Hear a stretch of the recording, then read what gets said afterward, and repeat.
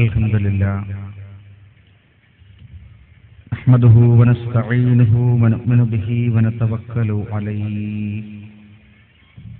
ونعوذ بالله من شرور أنفسنا ومن سيئات أعمالنا من يهده الله فلا مضل له ومن يضلل فلا هادي له ونشهد أن لا إله إلا الله ونشهد أن محمدا عبده ورسوله أرسله بالهدى ودين الحق ليظهره على الدين كله ولو كره المشركون اللهم صل على محمد وعلى آل محمد كما صليت على إبراهيم وعلى آل إبراهيم إنك حميد مجيد اللهم بارك على محمد وعلى آل محمد كما باركت على إبراهيم وعلى آل إبراهيم إنك حميد مجيد أما بعد فإن خير الحديث كتاب الله وخير الهدي هدي محمد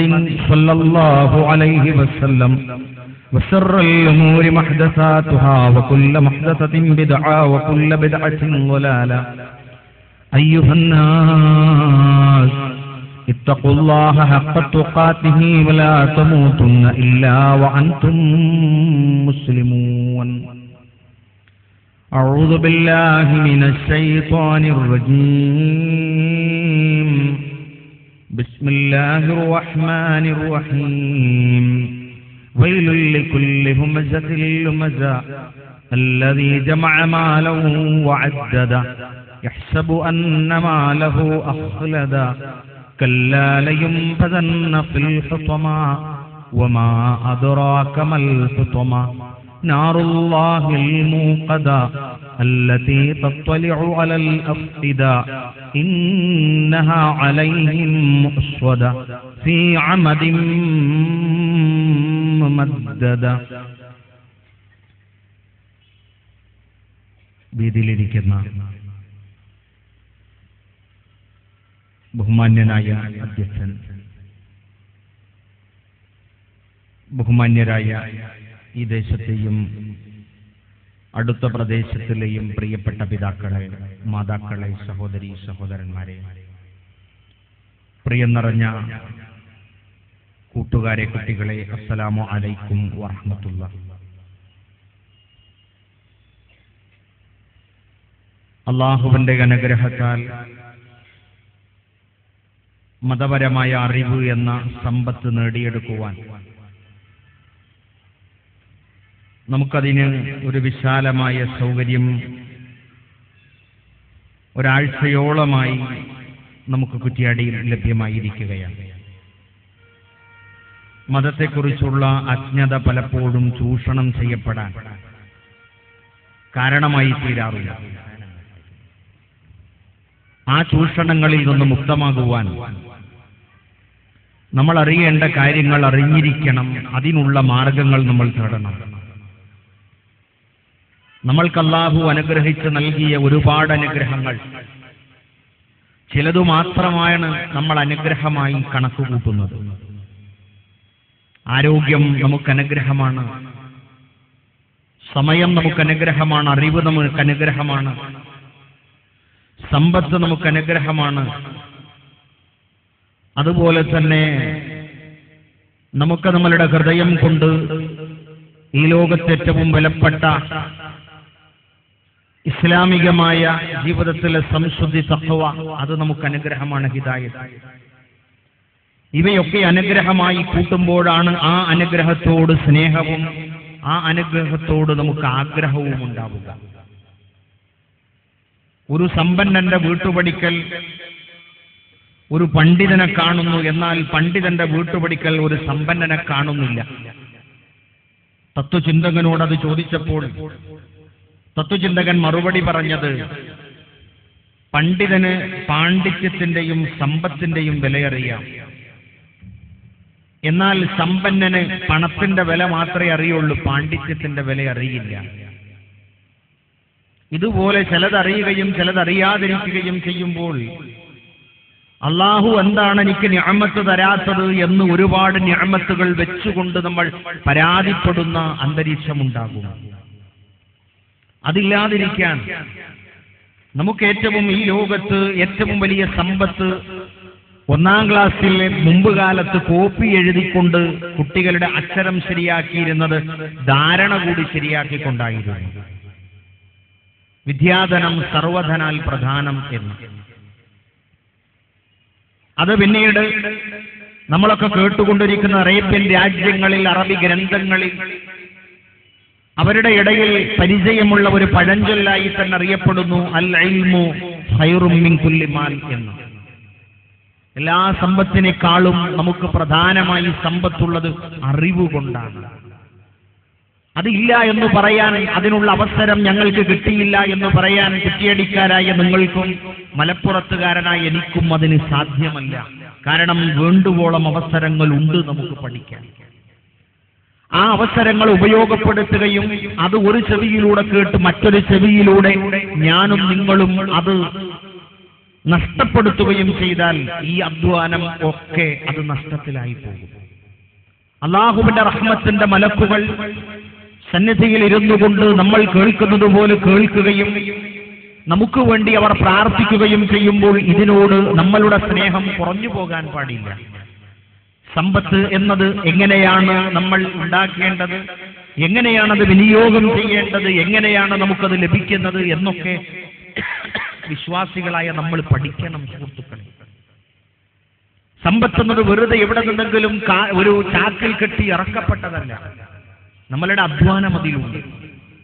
എന്നാൽ നമ്മളുടെ അധ്വാനം കൊണ്ട് മാത്രം ഒരു വലിയ സമ്പന്നനാകാൻ ലോകത്തിലൊരാൾക്കും സാധിച്ചിട്ടില്ല.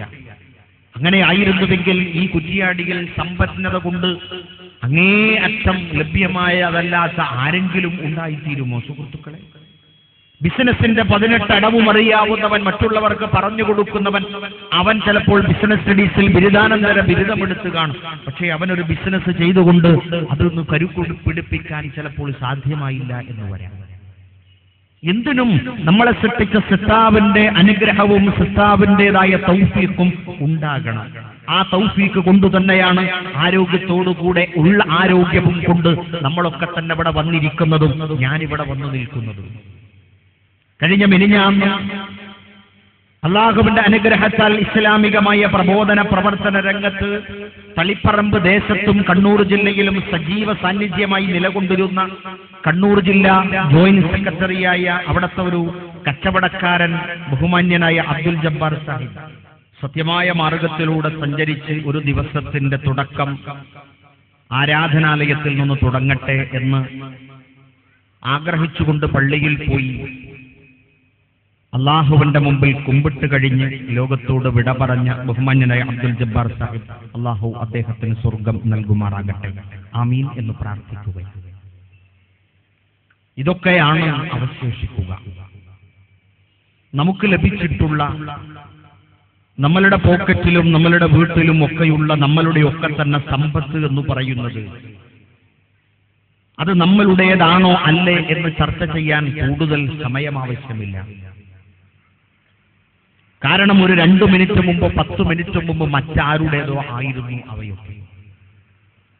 ഒരു 3 മിനിറ്റ് കഴിഞ്ഞാൽ ചിലപ്പോൾ നമ്മളുടെ ശ്വാസം നമ്മളുടെ ശരീരത്തിൽ നിന്ന് നമ്മുടെ ആത്മാവ് വേർപെട്ടു പോകാൻ എടുക്കുന്ന സമയം ചിലപ്പോൾ അത്രയും വേണം എന്നില്ല.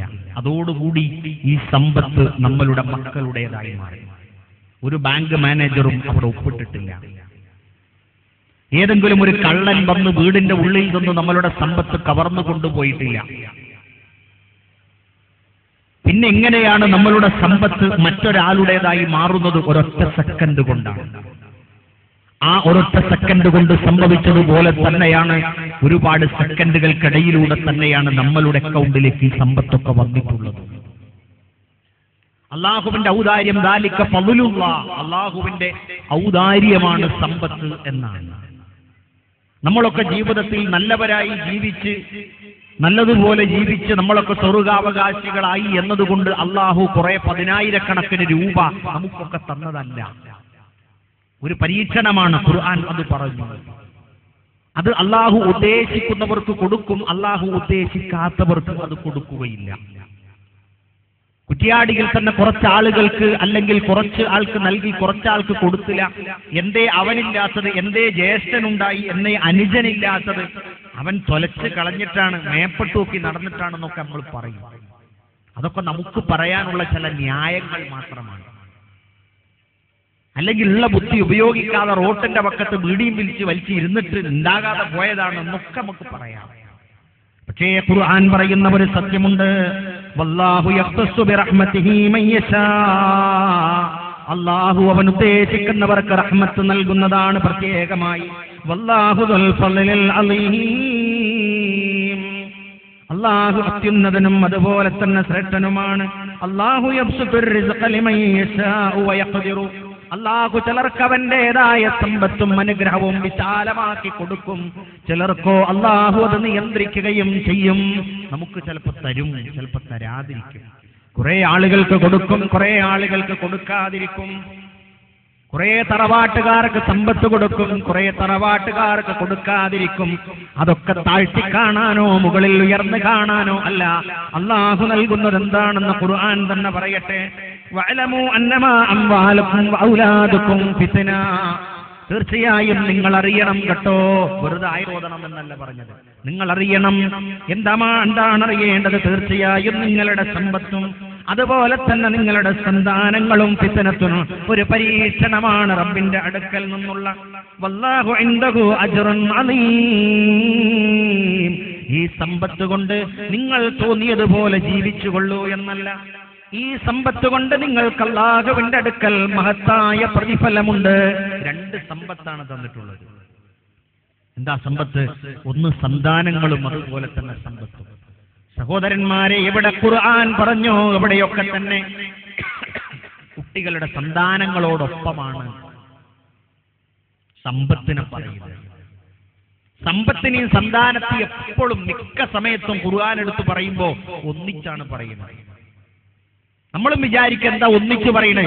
പ്രിയപ്പെട്ട സഹോദരന്മാരെ, നമുക്ക് സന്താനങ്ങളെ പഠിച്ചുകൊണ്ടല്ലോ. ആ സന്താനങ്ങളെ നമ്മൾ മടിയിലിരുത്തിയിട്ട്, ചിലപ്പോൾ ഒരു 3.5 വയസ്സ് 4 വയസ്സൊക്കെ ഉള്ള കുട്ടിയെ നമ്മൾ മടിയിലിരുത്തിയിട്ട് അതിന്റെ മുഖത്ത് നോക്കിയിട്ട് ഇങ്ങനെ പറയും. എന്താ പറയാ? ഉപകാരപ്പെടുമായിരിക്കും അല്ലേ, എന്താവുമല്ലേ, വളർന്നാ ഉപകാരമാവോ അതോ വാപ്പാനെ പറ്റിക്കോ? കുട്ടിക്കൊന്നും വിവരമൊന്നും ഉണ്ടാവില്ല, എന്നാലും കുട്ടിന്റെ മുഖത്തോട്ട് നോക്കിയിട്ട് നമ്മൾ എങ്ങനെയാവും, എന്തൊക്കെയായി മാറും, ഉപകാരപ്പെടുവോ പെടൂലേ എന്നൊക്കെ നമ്മൾ ഇങ്ങനെ ചോദിക്കും. എന്നാ ഒരു 2000 ഉറുപ്പ്യ കയ്യെ പിടിച്ചിട്ട് ഇതുവരെ ചോദിച്ചിക്കണോ? അല്ല, ഇത് ഉപകാരപ്പെടുവോ, ഉപകാരപ്പെടൂലേ, അതുകൊണ്ട് വല്ല ഉപകാരം ഇല്ല, അത് ഉപകാരപ്പെടും എന്നാണ്.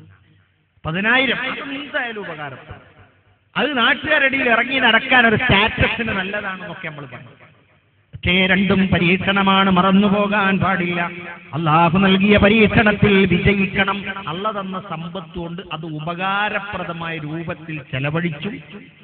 അത് നേടിയെടുക്കുന്നിടത്ത് അള്ളാഹുവിന്റെ അടുക്കൽ ഉത്തരം പറയാതെ നമ്മൾ ഒരുപാട് ചോദ്യങ്ങൾ സുഹൃത്തുക്കളെ നേരം വെളുത്താൽ ചോദിക്കുന്നില്ലേ? നമ്മുടെ കൂട്ടുകാരനോടൊക്കെ എന്താ വിശേഷമൊക്കെ, സുഖം തന്നെയല്ലേ, രാവിലെ നടക്കലുണ്ടോ, അങ്ങനെ കുറേ ചോദ്യങ്ങൾ ചോദിക്കുന്നില്ലേ? അല്ലേ? മകന് പെണ്ണ് കിട്ടിയോ, അവന് പൊന്ന് കിട്ടിയോ, എന്താ ബ്രോക്കർ എന്തോ പറഞ്ഞോ, അങ്ങനെ ഒരുപാട് ചോദ്യങ്ങൾ. നമ്മൾ ചോദിക്കണ ഏതെങ്കിലും ഒരു ചോദ്യം പടച്ചോന്റെ അടുത്ത് എന്നാ പടച്ചോൻ നമ്മളോട് പരലോകത്ത് ചോദിക്കുമോ? നമ്മൾ ചോദിക്കണ ഏതെങ്കിലും ഒരു ചോദ്യം ഇല്ല. കാരണം എന്തുകൊണ്ടാ? നമ്മളെ ജീവിതം അത്രയും വ്യത്യസ്തമാണ്. നമ്മൾ ചോദിക്കുന്ന ചോദ്യവും അതിനുത്തരവും പഠിച്ചു വെച്ചിട്ട് എന്തൊരു ഉപകാരം നമുക്കുണ്ട്. അല്ലാഹു അവിടെ വെച്ച് ആദ്യമായി ചോദിക്കുന്നത് നിന്റെ ആ വിശ്വാസത്തിൽ കളങ്കമുണ്ടോ, എന്നെ മാത്രമല്ല ആരാധിച്ചിട്ടുള്ളൂ എന്നാണ്. അത് ചോദിക്കും, അതിനുത്തരം പറയേണ്ടി വരും. ആരാധനയെക്കുറിച്ച് ചോദിക്കും, നിസ്കാരത്തെക്കുറിച്ച് ചോദിക്കും, അത് 5 നേരം നിർവഹിച്ചോ എന്ന് ചോദിക്കും, ബന്ധത്തെക്കുറിച്ച് ചോദിക്കും. റസൂലുള്ളാഹി സ്വല്ലല്ലാഹു അലൈഹി വസല്ലം പറഞ്ഞു, ഒരു വിശ്വാസിയുടെ മുമ്പിൽ അല്ലാഹുവിന്റെ അടുക്കൽ 5 കാര്യങ്ങൾക്ക് ഉത്തരം പറഞ്ഞിട്ടല്ലാതെ മുന്നോട്ട് കിടക്കാൻ കഴിയില്ല. നമ്മളുടെ കാൽപാദങ്ങൾ മുന്നോട്ട് കിടക്കാം. അപ്പൊ നമ്മൾ പറയും, അതൊക്കെ നടന്നു പോയിക്കൂടെ എന്നാണ്. നമ്മളിങ്ങനെ നടക്കുമ്പോ ചെറിയൊരു വേദന. കൂട്ടുകാരൻ പറഞ്ഞു, ഇങ്ങോട്ട് പോരടാ, 32 വയസ്സല്ലുള്ളൂ. ഇല്ലടാ, എന്റെ കാലെടുത്തേക്കാൻ കഴിയും. എന്താ എന്റെ കാലെടുത്തേക്കാൻ കഴിയ? ഒന്നും എടുത്തേക്കില്ല, എടുത്തേക്കാൻ കഴിയില്ല, എന്റെ കാല് കുഴഞ്ഞിട്ടുണ്ട്. എന്താ എന്റെ കാല് കുഴഞ്ഞ ഭ്രാന്താർക്ക്? അല്ലടോ, എനിക്ക് എന്റെ കാലെടുത്തേക്കാൻ കഴിയുന്നില്ല. എന്ത് എന്റെ കാലിന് പറ്റി എന്താന്നറിയില്ല, ഞാൻ അതാ കുഴഞ്ഞിക്കണേ, ആശുപത്രിയിൽ പോകുന്നു, 10-20 കൊല്ലമായി കുഴഞ്ഞു കിടക്കുന്നു. അങ്ങനെയുള്ള ആൾക്കാരെ കണ്ടില്ലേ? സഹോദരന്മാരെ, നമുക്ക് നൽകിക്കൊണ്ടിരിക്കുന്ന കഴിവുകളും നമുക്ക് ലഭിച്ചുകൊണ്ടിരിക്കുന്ന സമ്പത്തും എല്ലാം അല്ലാഹുവിന്റെ ഔദാര്യങ്ങളാണ്. അതുകൊണ്ട് അല്ലാഹ് ചോദിക്കും, മിൻ ഐന ഇക്തസബഹു, എവിടെ നിന്നാണ് നീ സമ്പത്ത് സമ്പാദിച്ചതെന്ന്. സമ്പത്ത് സമ്പാദ്യമാണ്, എവിടെ നിന്നാണ് ഇത് ഉണ്ടാക്കിയെന്ന് ചോദിക്കും. വീട്ടിലേക്ക് ലക്ഷങ്ങൾ കൊണ്ടുവന്നപ്പോൾ വാപ്പ ചോദിക്കാത്ത ചോദ്യം, വീട്ടിലേക്ക് ആയിരക്കണക്കിന് രൂപ കൊണ്ടുവന്നപ്പോൾ ഭാര്യ ചോദിക്കാത്ത ചോദ്യം, 2000 രൂപ കയ്യിലെടുത്തു കൊടുത്തപ്പോൾ മകൻ ചോദിച്ചില്ല ഈ ചോദ്യം. പടച്ചോനെ, എന്റെ വാപ്പ ചോദിക്കാത്ത, എന്റെ ഉമ്മ ചോദിക്കാത്ത, എന്റെ മക്കള് ചോദിക്കാത്ത, എന്റെ നാട്ടുകാര് ചോദിക്കാത്ത, സെയിൽ ടാക്സ് ഓഫീസറോ അത് ഇൻകം ടാക്സ് ഓഫീസറോ ചോദിക്കാത്ത ഒരു ചോദ്യം ഇവിടെ നിന്ന് ചോദിക്കുമെന്ന് ഞാൻ പ്രതീക്ഷിച്ചില്ല എന്ന് പറയാൻ നമുക്ക് കഴിയില്ല. അള്ളാന്റെ റസൂല് ചോദിച്ചിട്ടുണ്ട് നമ്മളോട്, അള്ളാഹ് അങ്ങനെ ചോദിക്കുന്നു. ഇത് മാത്രമല്ല ചോദിക്കുക, ഫീമ അൻഫഖഹു, എന്തിലാണത് ചെലവഴിച്ചത് എന്നും ചോദ്യത്തിനുത്തരം പറഞ്ഞിട്ടല്ലാതെ മുന്നോട്ട് കടക്കാൻ കഴിയുകയില്ല. എന്തിന് എവിടെ നിന്ന് സമ്പത്തുണ്ടാക്കി? സുഹൃത്തേ, ജ്യേഷ്ഠൻ ചോദിക്കുമ്പോ അതൊക്കെ ഉണ്ടായി എന്ന് പറഞ്ഞാൽ മതി. വാപ്പ ചോദിക്കുക, എവിടുന്നാടാ ഈ പൈസയൊക്കെ? അതൊക്കെ വാപ്പ ഓരോ കാലോ നേരമൊക്കെ ആവുമ്പോ ഇങ്ങനെ വരും. അമ്മോശാക്ക ചോദിക്കുക, എവിടുന്നാ എനിക്ക് ഇത്ര പൈസ? അതൊക്കെ നാട്ടിൽ കൂടി നടന്നാ ഉണ്ടാകാതെക്കോ? പക്ഷേ റബ്ബിന്റെ അടുക്കൽ ആ ഉത്തരമൊന്നും പറയാൻ കഴിയില്ല. റബ്ബ് പറയും, നീ അനർഹമായി നേടിയെടുത്ത സമ്പത്തായിരുന്നു അത്, അതുകൊണ്ട് അതിന് മറുപടി പറയാതെ മുന്നോട്ട് പോകാൻ കഴിയില്ല. ആൾക്കാരെ പറ്റിച്ചിട്ടോ എന്നിട്ടോ കട്ടിട്ടോ. നോക്കൂ, നിങ്ങളൊരു ഓട്ടോറിക്ഷ ഡ്രൈവർ, അയാള് ഓട്ടോറിക്ഷ ഓട്ടുന്ന അയാള് അത് പിന്നെ അടവിനെടുത്ത വണ്ടിയാണ്. എന്നിട്ട് അദ്ദേഹത്തിന്റെ വാഹനത്തിൽ മറന്നുവെച്ച 60 പവന്റെ സ്വർണ്ണാഭരണം അയാൾ പോലീസ് സ്റ്റേഷനിൽ തിരിച്ചേൽപ്പിച്ചു, ഉടമക്ക് തിരിച്ചു കൊടുക്കാൻ വേണ്ടി. നോക്കൂ നിങ്ങൾ, എന്താണ് ആ ഭയം? അത് ദൈവ ഭയമാണ്. ഇവിടെ നിന്ന് സമ്പാദിച്ചു എന്ന ചോദ്യവും അതുപോലെ തന്നെ. ആ സമ്പാദിച്ചതേ നമുക്ക് അനുഭവിക്കാൻ കിട്ടുകയുള്ളൂ. സമ്പത്ത് അനുഭവിക്കണമല്ലോ, അനുഭവിക്കണമെങ്കിൽ നമുക്ക് അർഹമായതേ ഇവിടെ അനുഭവിക്കാൻ കഴിയുള്ളൂ.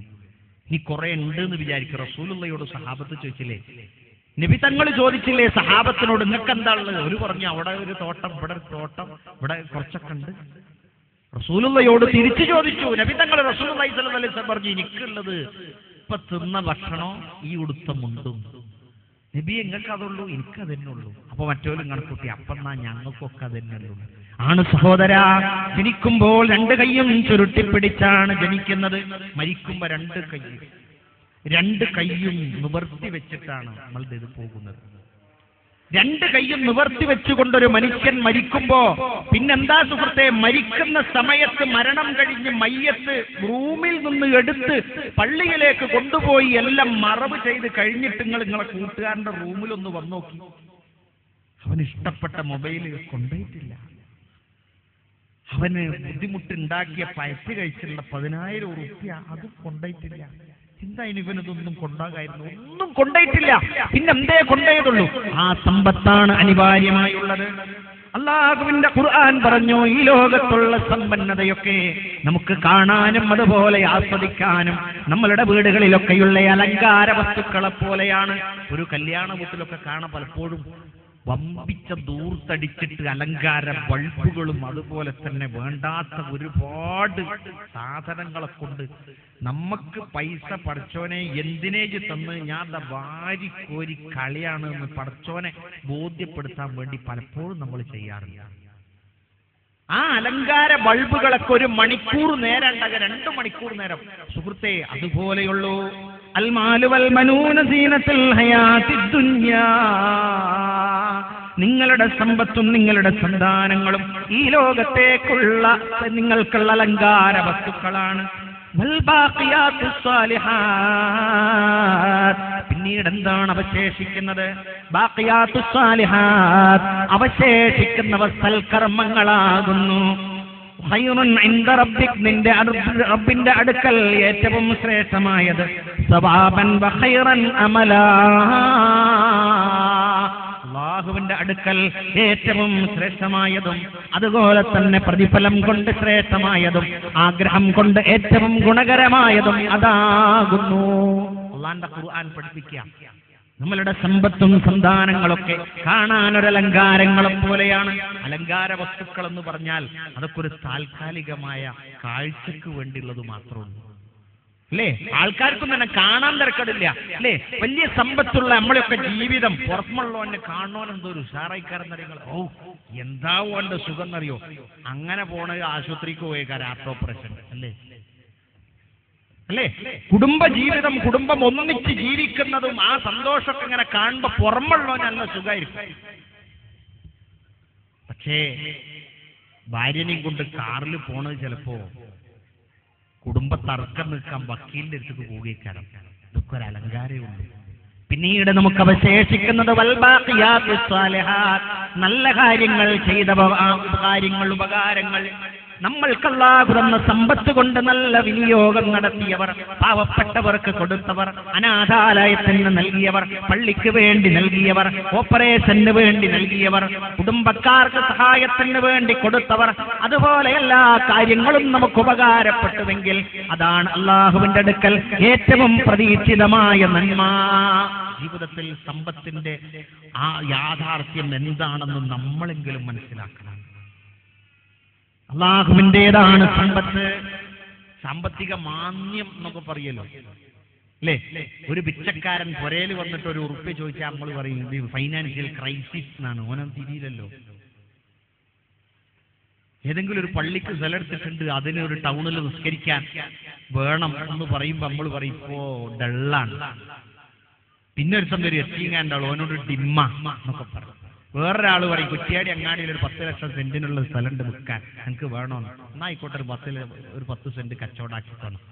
ഈ ഡള്ളും ഡിമ്മുമൊക്കെ നാം ഒരു വാക്കുകൊണ്ട്, നമ്മളുടെ നാവ് കൊണ്ടൊരു ഭാഗത്ത് ദാരിദ്ര്യത്തെ കുറിച്ച് പറഞ്ഞു കൊടുക്കുകയും അതുപോലെ തന്നെ അല്ലാഹുവിനെ മറക്കുകയും ചെയ്യാൻ പാടില്ല. അപ്പൊ അല്ലാഹുദ്ദീന്നറിയോ, നമ്മൾ അള്ള തന്ന സമ്പത്താന്ന് ഞാനും നിങ്ങളൊക്കെ മറന്നപ്പോ പടച്ചോൻ നമുക്ക് ടൈറ്റ് തന്നു. എന്തേ? പണം പടച്ചവന്റേതാകുന്നതിന് പകരം പണമുള്ളവൻ പടച്ചതമ്പുരാനെ പോലെയാകാൻ നോക്കി. നാട്ടിൽ ലക്ഷങ്ങളുള്ളവൻ ലക്ഷപ്രഭുവായി, കോടിയുള്ളവൻ കോടീശ്വരനായി. അല്ലാഹുവിന്റെ ഖുർആൻ പറഞ്ഞു അങ്ങനെ നിങ്ങളാകേണ്ടതില്ല. കല്ലാ ഇന്നൽ ഇൻസാന ലയത്ഗാ,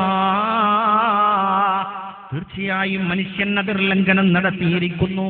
എന്താണ് അവന്റെ അതിർലംഘനത്തിന്റെ കാരണം? അവൻ അവനെ തന്നെയും സമ്പന്നനായി കണ്ടിരിക്കുന്നു. അങ്ങനെ നമുക്ക് തോന്നാൻ പാടില്ല. സമ്പത്ത് ഉണ്ടായി കഴിഞ്ഞാൽ പിന്നെ എനിക്കെല്ലാം ആയി, ഞാൻ ആരോടും മിണ്ടേണ്ടതില്ല, ഞാൻ ആരോടും സലാം പറയേണ്ടതില്ല, ഞാൻ എൻ്റെ കുടുംബക്കാർക്കൊന്നും സലാം കൊടുക്കേണ്ടതില്ല, അങ്ങനെ ആരോടും താന്നുകൊന്നും സംസാരിക്കേണ്ടതില്ല. പിന്നെ ഞാൻ തിന്നുക ഉറങ്ങുക. മരിച്ചോടത്തൊക്കെ പോയാൽ മരിച്ചോടത്ത് കാണാം, പിന്നെ മയ്യത്ത് നിസ്കരിച്ച പള്ളിന്റെ ആ സൊപ്പിലും കാണാം. പിന്നെ നമ്മളെ കാണൂല. പിന്നെ നമ്മളെങ്ങോട്ടെങ്കിലും ഒക്കെ മയ്യത്തിന്റെ ഒപ്പം ഒന്ന് നടക്കാനോ അല്ലെങ്കിൽ അവിടെ ഒന്ന് മറവ് ചെയ്യാൻ, അതൊക്കെ എനിക്ക് പറഞ്ഞാലല്ലോ. അതൊക്കെ പാവപ്പെട്ട കൂലിപ്പണി എടുത്തുകൊണ്ട് നടക്കുന്ന തൊഴിലാളികൾ ഏറ്റിക്കൊണ്ടോണ്ടല്ലേ. നമ്മളെ മയ്യത്തോ അത് ഓൻ തന്നെ ഏറ്റണം, നമ്മൾ തന്നെ ഏറ്റേണ്ടി ഒരു സുഹൃത്തുക്കളെ. അതുകൊണ്ട് സമ്പത്തായി എന്ന് വിചാരിച്ച് ഒരിക്കലും സമ്പത്ത് കൊണ്ട് മാത്രം ജീവിക്കാമെന്നോ, സമ്പത്തുണ്ടാകുമ്പോൾ ദീൻ കുറഞ്ഞു പോകുന്ന ഒരു ഫാഷൻ സംസ്കാരം മുസ്ലിം കുടുംബങ്ങൾക്കിടയിൽ വന്നുകൊണ്ടിരിക്കുകയാണ്.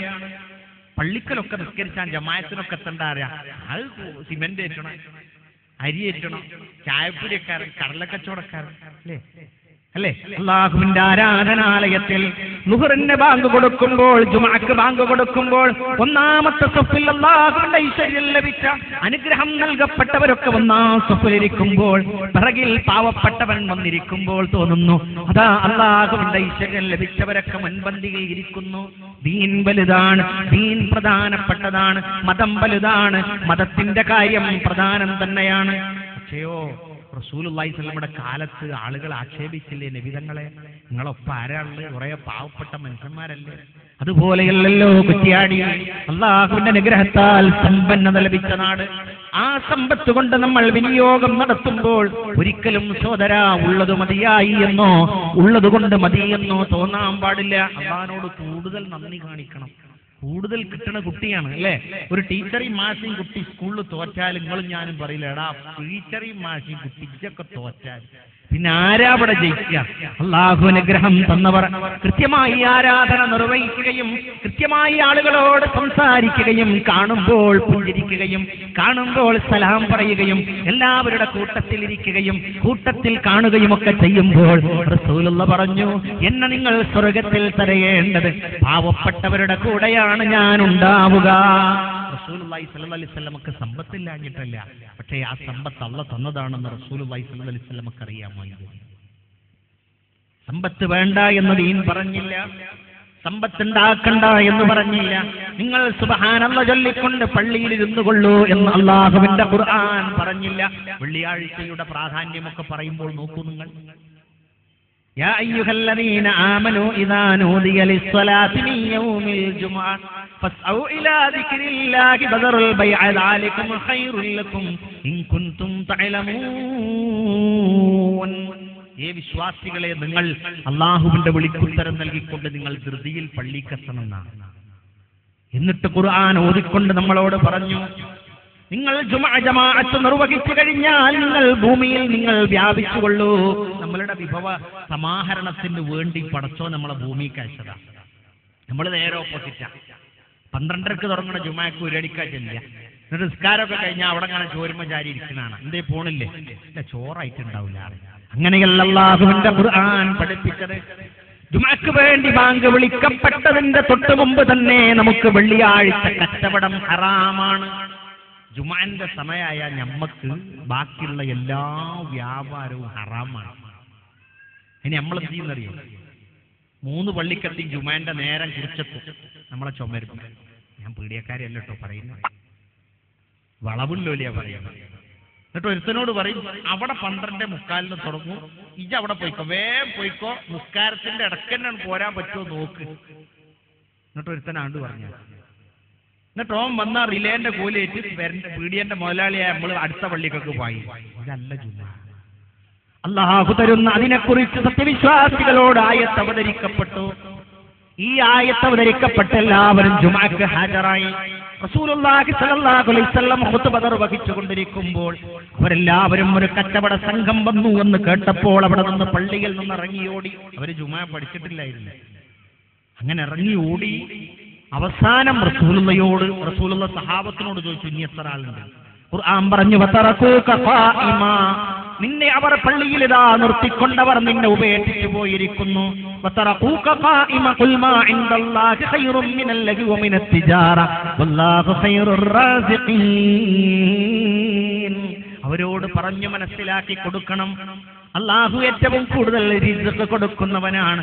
അതുകൊണ്ട് നിങ്ങൾ ചെയ്ത കച്ചവടത്തേക്കാൾ എത്രയോ നല്ല കച്ചവടമാണ് ജുമാ എന്ന കച്ചവടം എന്നവർക്ക് പറഞ്ഞു മനസ്സിലാക്കി കൊടുക്കണം. റസൂലുള്ളാഹി സഹാബത്തിനെ പഠിപ്പിച്ചു, അത് നമ്മളെയും പഠിപ്പിച്ചു. നമ്മളും അത് പാലിക്കണം. സമ്പത്തൊരു നിലനിൽപ്പ് തന്നെയാണ്. കച്ചവടം ചെയ്യേണ്ടവ കച്ചവടം ചെയ്യണം. അതുപോലെ കൃഷിപ്പണി ചെയ്യേണ്ടവൻ കൃഷിപ്പണി ചെയ്യണം. ജോലി ചെയ്യേണ്ടവൻ ജോലി ചെയ്യണം. ഒരു ജോലിക്കും പോകാതെ പടച്ചോൻ ചോറ് തരുമെന്ന് പറഞ്ഞു പുരയിലിരിക്കാൻ നമുക്ക് പാടില്ല. എന്താ നിങ്ങൾ അധ്വാനിക്കാനൊന്നും പോവാത്ത? ചിലരൊക്കെ എന്താ അങ്ങനെ കുടുംബനാഥനാവും, 4 മക്കളൊക്കെ ഉണ്ടാവും, ഭാര്യയൊക്കെ ഉണ്ടാവും. എന്നിട്ട് എവിടെയെങ്കിലും ഒരു ബെഞ്ചുമ്മ കാലൊക്കെ ഉറപ്പിച്ചിങ്ങനെ ഇരിക്കും. രാഷ്ട്രീയമൊക്കെ പറഞ്ഞു എന്തേ? ഒന്നുമില്ല, അധ്വാനിക്കൊന്നും വേണ്ട. എല്ലാവർക്കും പുരയൊക്കെ പടച്ചു എത്തിച്ചു കൊടുക്കുന്ന ആങ്ങളെ കൊടുന്നു കൊടുക്കുക. അവളെ പട്ടിണി എടുക്കണ്ടാതെ അധ്വാനിക്കൂ, കുടുംബനാഥനാണ്.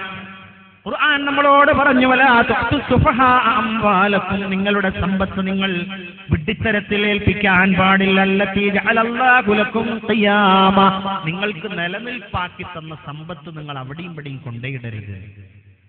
സമ്പത്ത് എങ്ങനെ ഉണ്ടായത് ആൾക്കാരോട് പറയാൻ മടിയുള്ള ആരും കേൾക്കാത്തടുത്ത് കൊണ്ടേയിടും. അങ്ങനെ ഒരു പ്രത്യേകത ഉണ്ട്. നോട്ടിരട്ടിപ്പ് സംഘം നോക്കൂ നിങ്ങൾ, എത്ര ആളാ പെട്ടുപോയത്. ആള് വരുന്നു, ആള് വന്നിട്ട് പറയുന്ന ഒരു ബക്കറ്റിൽ നിങ്ങൾ ഒരു 500 റുപ്യ ഇട്ടാൽ ഇപ്പുറത്തെ ഒരു ഗ്ലാസ് ഉണ്ട്, ആ ഗ്ലാസിന്റെ അപ്പുറത്തൊരു പേപ്പറും വെച്ചാൽ ഈ ലായനിയിൽ ഇട്ട് കഴിഞ്ഞാൽ 1 മണിക്കൂർ കഴിഞ്ഞാൽ ഈ പേപ്പർ 500 ഡോട്ടാവുന്ന. അത് കേൾക്കാൻ കുറെ പൊട്ടന്മാരും. ഖുർആൻ പറയുന്നു കേട്ടോ, എന്ത് ചെയ്തു? ഒറിജിനൽ നോട്ട് കൊടുത്തത് ഓൻ വേറെ കൊണ്ടുപോയി ഓൻ കള്ളനോട്ട് വെച്ച് അവസാനം ഒരു കള്ളനോട്ടും കിട്ടി, ഒരു പേപ്പറും കിട്ടി. വലിയ ആദായമായി പോയി അല്ലേ? ഇത് നടക്കുന്നു നാടുകളിൽ. ഒരു തരങ്ങാടികൾ വെച്ച് പറയുന്നു, ഇപ്പോൾ 1000 രൂപ തന്നാൽ നിങ്ങൾക്ക് ഉച്ചയാകുമ്പോഴേക്ക് 2000 രൂപ തരാം. 2000 കൊടുത്തു, പിന്നെ 4000 കിട്ടി, പിന്നെ 6000 കിട്ടി, പിന്നെ അമ്മോന്റെ അടുത്ത് പോയി 50,000 കടം വാങ്ങിക്കൊടുന്നൊക്കെ കൊടുത്ത് അവൻ മുങ്ങി. അല്ലാഹുവിന്റെ ഖുർആൻ പറഞ്ഞു, നിങ്ങൾക്ക് തന്ന സമ്പത്തൊരിക്കലും വെട്ടിത്തരത്തിൽ കൊണ്ടുപോയി നിങ്ങൾ നിക്ഷേപിക്കാൻ പാടില്ല. എല്ലാം അന്വേഷിച്ച് കണ്ടെത്തി അതിൽ നിന്ന് വ്യാപാരമാണോ പലിശയാണോ എന്നൊക്കെ നോക്കി അത് അന്വേഷിച്ചതിന് ശേഷം മാത്രമേ ഒരു വിശ്വാസി സമ്പത്ത് കൈകാര്യം ചെയ്യുന്നിടത്ത് കൊണ്ടുപോയി ഇടാൻ പാടുള്ളൂ. കാരണം ഇഖാമത്താണ്, നിലനിൽപ്പാണ്. സമ്പത്ത് 1 ഉറുപ്പ്യക്ക് വില ഉണ്ടാണോ സഹോദര? എന്നാലേ ഉള്ളൂ 1000 ഉറുപ്പ്യക്ക് വില ഉണ്ടാകുക. 1 രൂപയുടെ വില അറിയണം, 1 സെക്കൻഡിന്റെ വില അറിയണം, എന്നാലേ 1 മിനിറ്റ് നമുക്ക് ഉപയോഗിക്കാൻ കഴിയുള്ളൂ. 1 മിനിറ്റിന്റെ വില അറിഞ്ഞാലേ 1 മണിക്കൂർ നമുക്ക് ഉപയോഗിക്കാൻ കഴിയുള്ളൂ. 1 രൂപയുടെ വില 50 പൈസയുടെ മൂല്യം അറിയണം നമ്മൾ. 4.50 ടിക്കറ്റ് കൊടുത്തിട്ട് 5 ഉറുപ്പ്യ കൊടുത്തിട്ട് കണ്ടക്ടറോട് കാണുമ്പോൾ ചോദിക്കുക, ഒരു 50 പൈസ തരാനുണ്ട്, ഉണ്ടോ? അത് ചോദിക്കേണ്ട ബാധ്യത വിശ്വാസിക്കുണ്ട്. ഇല്ലെങ്കിൽ അയാൾ തരില്ല. അയാൾ പറയും പിന്നീട് വാങ്ങിക്കോളൂ. ഒരു മാന്യമായ വാക്കാണത്. പക്ഷെ 50 അല്ലേ, അങ്ങനെ എത്ര 50? അങ്ങനെ 50കൾ കൂടി 50 പൈസ കൂടിയിട്ടാണ് നമുക്ക് ഈ രാജ്യത്ത് നമ്മളുടെ കുടുംബത്തിലൊക്കെ സമ്പത്തുള്ളത്. മറക്കാൻ പാടില്ല. വിശ്വാസികളോട് പറഞ്ഞു, നമ്മൾ എവിടെയെങ്കിലും ഒരു കാര്യവും ചെയ്യാതെ, ഒരു ജോലിക്കും പോകാതെ, ഒരു ജോലിയിലും നിരതരാവാതെ വെറുതെ നമ്മൾ ഇരിക്കാൻ പാടില്ല. കുടുംബങ്ങളിലൊക്കെ നമ്മളത് പ്രത്യേകം ശ്രദ്ധിക്കണം. വിദേശത്തുള്ള ഭർത്താവ് ജോലി ചെയ്യുന്ന സമയം ഭാര്യ ഒരു കത്തിയെടുത്തിട്ട് വിറക് വെട്ടാൻ പോവുകയാണ് സ്വന്തം വളപ്പിൽ നിന്ന്. അയൽക്കാരി ചോദിക്കുന്നു, ഭർത്താവ് ഗൾഫിലല്ലേ, ഇതെന്തിനാ വിറക് വെട്ടാൻ പോകണം? ഒന്നുമില്ല, അദ്ദേഹം അവിടെ ആ മണൽപ്പരപ്പിൽ ചൂടേൽക്കുമ്പോ ഞാനൊരു പണിയെടുക്കാതെ വീട്ടിൽ സുഖിച്ചിങ്ങനെ ഇരുന്നാലേ സമ്പത്തിന്റെ തുല്യത ഉണ്ടാവില്ല. കുടുംബം പോറ്റണം, അധ്വാനിക്കണം. നീ ഒരു ജോലി കഴിഞ്ഞാൽ മറ്റൊരു ജോലിയിൽ നിരതനാവണം. എപ്പോഴും ജോലി ചെയ്തുകൊണ്ടിരിക്കണം. പ്രിയപ്പെട്ടവരെ, കുറ്റിയാടിയിലുള്ള സഹോദരന്മാരോട് പറയാണ്, എന്തെങ്കിലും ഒരു ജോലി ചെയ്തിട്ട് വൈകുന്നേരം 10 രൂപക്ക് വീട്ടിലേക്ക് എന്തെങ്കിലും ഒരു സാധനം കൊണ്ടുപോയി കൊടുക്കാൻ നമ്മളെ കൊണ്ട് കഴിയണം. നമ്മുടെ കുട്ടിക്കോ നമ്മുടെ വാപ്പക്കോ. നമ്മുടെ വാപ്പ അധ്വാനിച്ച് കൊണ്ടുവരുന്നുണ്ട്, ഒന്നും നോക്കണ്ട. നമ്മൾ എന്തെങ്കിലും ഒരു ചായപ്പീടിയിൽ ഒരു ഗ്ലാസ് കഴുകുന്ന ജോലിയെങ്കിലും ഏറ്റെടുക്കാതെ പൾസറിന്റെ ബൈക്ക് ആണ്ടുകൊണ്ട് ചെത്തിയോണ്ടാവുന്ന കൂട്ടരെ. 2 കൊല്ലം കഴിഞ്ഞാൽ നമ്മളെ ജോലിയൊന്നും ഇല്ലാത്തവരാണ് പലപ്പോഴും തീവ്രവാദത്തിലൊക്കെ എത്തിപ്പെടുന്നത്. കാരണം എനിക്ക് പണിയൊന്നുമില്ല, ഒരു പണിയില്ല, എനിക്കൊരു പണിയില്ല. എന്നാ ഓനൊരു പണി കൊടുക്കുമോ? ഓന് പിന്നെ അത് പണിയായി. ഓനും ഓൻ്റെ കുടുംബത്തിനും പണിയായി, ഓൻ്റെ നാട്ടുകാർക്കും പണിയായി. അങ്ങനത്തെ എത്ര പണിക്കാരുണ്ട് കൂട്ടരെ നാട്ടിൽ. അതുകൊണ്ട് എന്തെങ്കിലും ഒരു വാപ്പ മക്കളോട് പറയണം, എന്തെങ്കിലും ഒരു തൊഴിൽ, എന്തെങ്കിലും വലിയ തുകയൊന്നും വേണമെന്നില്ല, ഒരു ജോലി വേണം. ഒരു കാര്യത്തിൽ നിന്ന് നിരതനായാൽ അത് തീർന്നാൽ നീ മറ്റൊരു ജോലിയിൽ നിരതനാവണം. എന്നിട്ടോ ജോലിയും ജീവിതവുമായി പടച്ച തമ്പുരാനെ മറന്ന് നമ്മൾ പേനായക്കളെ പോലെ നാവ് തൂക്കിട്ടുകൊണ്ട് ഓടാൻ നമുക്ക് പാടില്ല സുഹൃത്തെ. നമ്മുടെ മക്കളെ നമ്മൾ അറിയണം, നമ്മുടെ അള്ളാഹുവിനെ നമ്മൾ അറിയണം, നമ്മുടെ റസൂലിനെ നമ്മൾ അറിയണം, നമ്മളുടെ ദൂതൻ റസൂലുള്ളാഹി സ്വല്ലല്ലാഹു അലൈഹി വസല്ലമയെ കുറിച്ച് നമ്മൾ അറിയണം, നമ്മുടെ ദീനിനെ കുറിച്ച് അറിയണം, നമ്മുടെ പള്ളിയെ കുറിച്ച് നമുക്കറിയണം, നമ്മുടെ മദ്രസനെ കുറിച്ച് അറിയണം, നമ്മുടെ കുട്ടികളെ കുറിച്ച് അറിയണം, നമ്മുടെ കുട്ടികളെ വയസ്സറിയണം, നമ്മുടെ കുട്ടികളെ പേരറിയണം, നമ്മുടെ ഭാര്യനെ അറിയണം, നമ്മുടെ കുടുംബക്കാരെ അറിയണം. അല്ലാതെ 24 മണിക്കൂറും നാവും തൂക്കിയിട്ട് എല്ലാം മറന്ന് പൈസ പൈസ പൈസ പൈസ പൈസ എന്ന് പറഞ്ഞ് പാഞ്ഞാൽ അല്ലാഹുവിന്റെ ഖുർആൻ പറഞ്ഞു, വഇലാ റബ്ബിക ഫർഗബ്. നീ അധ്വാനത്തിന് വേണ്ടി മുഴുകി നടന്നാൽ പോരാ, അല്ലാഹുവിന്റെ അടുക്കൽ നിന്ന് നീ പ്രതീക്ഷിക്കുകയും ചെയ്യണം. അല്ലാഹുവിന്റെ അടുക്കൽ നിന്ന് പ്രതീക്ഷിക്കാൻ നമുക്ക് കൃത്യമായ ആരാധനകൾ നടക്കണം. ഒരു സഹോദരൻ വിസ മാറ്റിയ സന്തോഷം പറയാൻ ഇന്നലെ വിളിച്ചു. അൽഹംദുലില്ലാഹ്, കൃത്യമായി ജമാഅത്തിന് പോകാൻ ഇന്നലെ മുതൽ സാധിച്ചുവെന്നാണ്. എന്നാൽ എല്ലാ സൗകര്യങ്ങളുണ്ടായിട്ടും വിദേശത്ത് ജോലി ചെയ്യുമ്പോൾ അല്ലാഹു അക്ബർ എന്ന് പറഞ്ഞാൽ കടയടക്കണം എന്ന് നിർബന്ധമുള്ള രാജ്യത്ത് പോയി തൊഴിലെടുക്കുന്നവൻ കടയടച്ചുകൊണ്ട് റൂമിലേക്ക് കാരം ബോർഡ് കളിക്കാൻ പോകുന്ന മലയാളി സഹോദരങ്ങളുണ്ട്. നമ്മളെ നാട്ടിലുണ്ട് എന്നല്ല, അങ്ങനെയൊന്നും ചെയ്യരുത് സുഹൃത്തുക്കളെ. ഉള്ള അനുഗ്രഹം ഉണ്ടല്ലോ, അത് നമ്മൾ ഉപയോഗിക്കുക. കുറച്ച് കാലം കഴിഞ്ഞാൽ എന്താണ് നമുക്ക് സംഭവിക്കുക എന്നറിയില്ല, എന്താണ് നമ്മുടെ ആരോഗ്യസ്ഥിതി എന്നറിയില്ല. കുറച്ച് കഴിഞ്ഞാൽ മുട്ട് വളയോ എന്നറിയില്ല, മുട്ടിന് രോഗം വന്നാൽ മുട്ട് വളയില്ല, നട്ടലിന് ക്ഷതം വന്നാൽ കുമ്പിടാൻ കഴിയില്ല. വേറെന്തെങ്കിലും കൊടലിറക്കം പോലുള്ള രോഗം വന്നാൽ സുജൂദ് ചെയ്യാൻ കഴിയില്ല. അതൊക്കെ ഇപ്പൊ കഴിയുന്ന ഒരവസ്ഥയാണ്. കിട്ടുന്ന ചാൻസ് ഉപയോഗിക്കല്ലാനെ മറക്കരുത്. അപ്പൊ സമ്പത്തുണ്ടാക്കുക എന്നത് ജീവിക്കാൻ വേണ്ടി നമുക്ക് സമ്പത്തുണ്ടാക്കണം എന്നല്ലാതെ സമ്പത്തുണ്ടാക്കാൻ വേണ്ടി നമ്മൾ ജീവിക്കാൻ പാടില്ല. രണ്ട് ബിസിനസ്സുകാർ അവർ ഒരുമിച്ച് കൂറുകച്ചവടം നടത്തിയതാ, കൂട്ടുകച്ചവടം. അങ്ങനെ രണ്ടുപേരുടെയും തൃശ്ശൂർ ജില്ലയിലെ രണ്ടുപേരുടെയും സമ്പത്ത് ആ കച്ചവടം പെട്ടെന്ന് പൊളിഞ്ഞു. പെട്ടെന്ന് പൊളിച്ചപ്പോ ഒരാള് ആശുപത്രിയിലായി, മനസ്സൊക്കെ ആകെ വിഷമായി ടെൻഷനായി ആശുപത്രിയിൽ. മറ്റേ ആൾ ഇയാളെ നോക്കാനും. അപ്പൊ കുറെ ഇങ്ങനെ ഇരുന്ന് വെള്ളമൊക്കെ കുടിച്ച് ചായയൊക്കെ കുടിച്ച് മരുന്നൊക്കെ കുടിച്ച് കുറെ കഴിഞ്ഞിട്ട് ഇയാൾ ചോദിച്ചാൽ എൻ്റെ 5 ലക്ഷം പോയി, എൻ്റെ 5 ലക്ഷം പോയി. എന്നിട്ട് ഞാൻ ഇവിടെ ഇങ്ങനെ കിടക്കുക, ഇങ്ങനെ തിന്നും കുടിച്ചും ഇവിടെ ഇരിക്കുക. അല്ല എൻ്റെവും പോയിട്ടില്ല, എൻ്റെവും പോയിക്കണ്. പിന്നെന്താ എന്റെ പോലുള്ള ബേജാറും എപ്പോഴൊക്കെ അള്ള നമ്മളെ ബിസിനസ്സിന് പറഞ്ഞയച്ചല്ല, അള്ള ഇവിടെ ജീവിക്കാൻ പറഞ്ഞയച്ച. കൂട്ടത്തിലൊരു ബിസിനസ് തുടങ്ങിയതിന് അള്ള പറഞ്ഞു തൽക്കാലപ്പങ്ങൾ ചെയ്യേണ്ട അറിഞ്ഞു, പിന്നെ ഇവിടെ കുത്തിർക്കുക.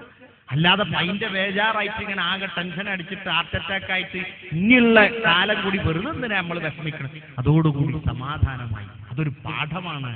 അള്ളാഹു വിധിച്ചത് അള്ളാഹുവിന്റെ അള്ളാഹുവിന്റെ വിധിയിൽ വിശ്വസിക്കണം.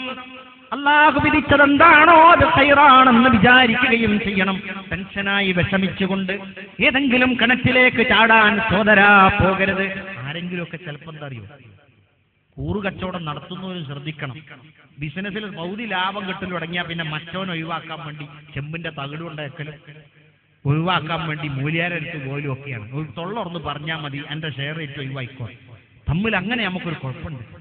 ബിസിനസിന്റെ രംഗത്തൊക്കെ വന്നു കഴിഞ്ഞാൽ ഇത് കൂടുതൽ ലാഭം കിട്ടുന്നത് കണ്ടാൽ പിന്നെ ഓഹരി തന്നോനെ ഒഴിവാക്കാനുള്ള ശ്രമം ഞാനും നിങ്ങളൊക്കെ നടത്തും.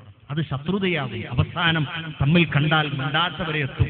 അള്ളാഹു നമ്മളെ പരീക്ഷിക്കും. അതുകൊണ്ട് സമ്പത്തുണ്ടാക്കുക എന്നത്, നമ്മൾ വിനിമയം ചെയ്യുക എന്നത്, ജോലി ചെയ്യുക എന്നത് ഏറ്റവും കൂടുതൽ നമ്മൾ അധ്വാനത്തിന്റെ ഫലമുണ്ടാകണം. സുഹൃത്തെ, അധ്വാനത്തിന്റെ ഫലമില്ലാതെ വിയർപ്പിന്റെ കണമില്ലാത്ത സമ്പത്ത് അത് നമുക്ക് നിയന്ത്രിക്കാൻ കഴിയില്ല.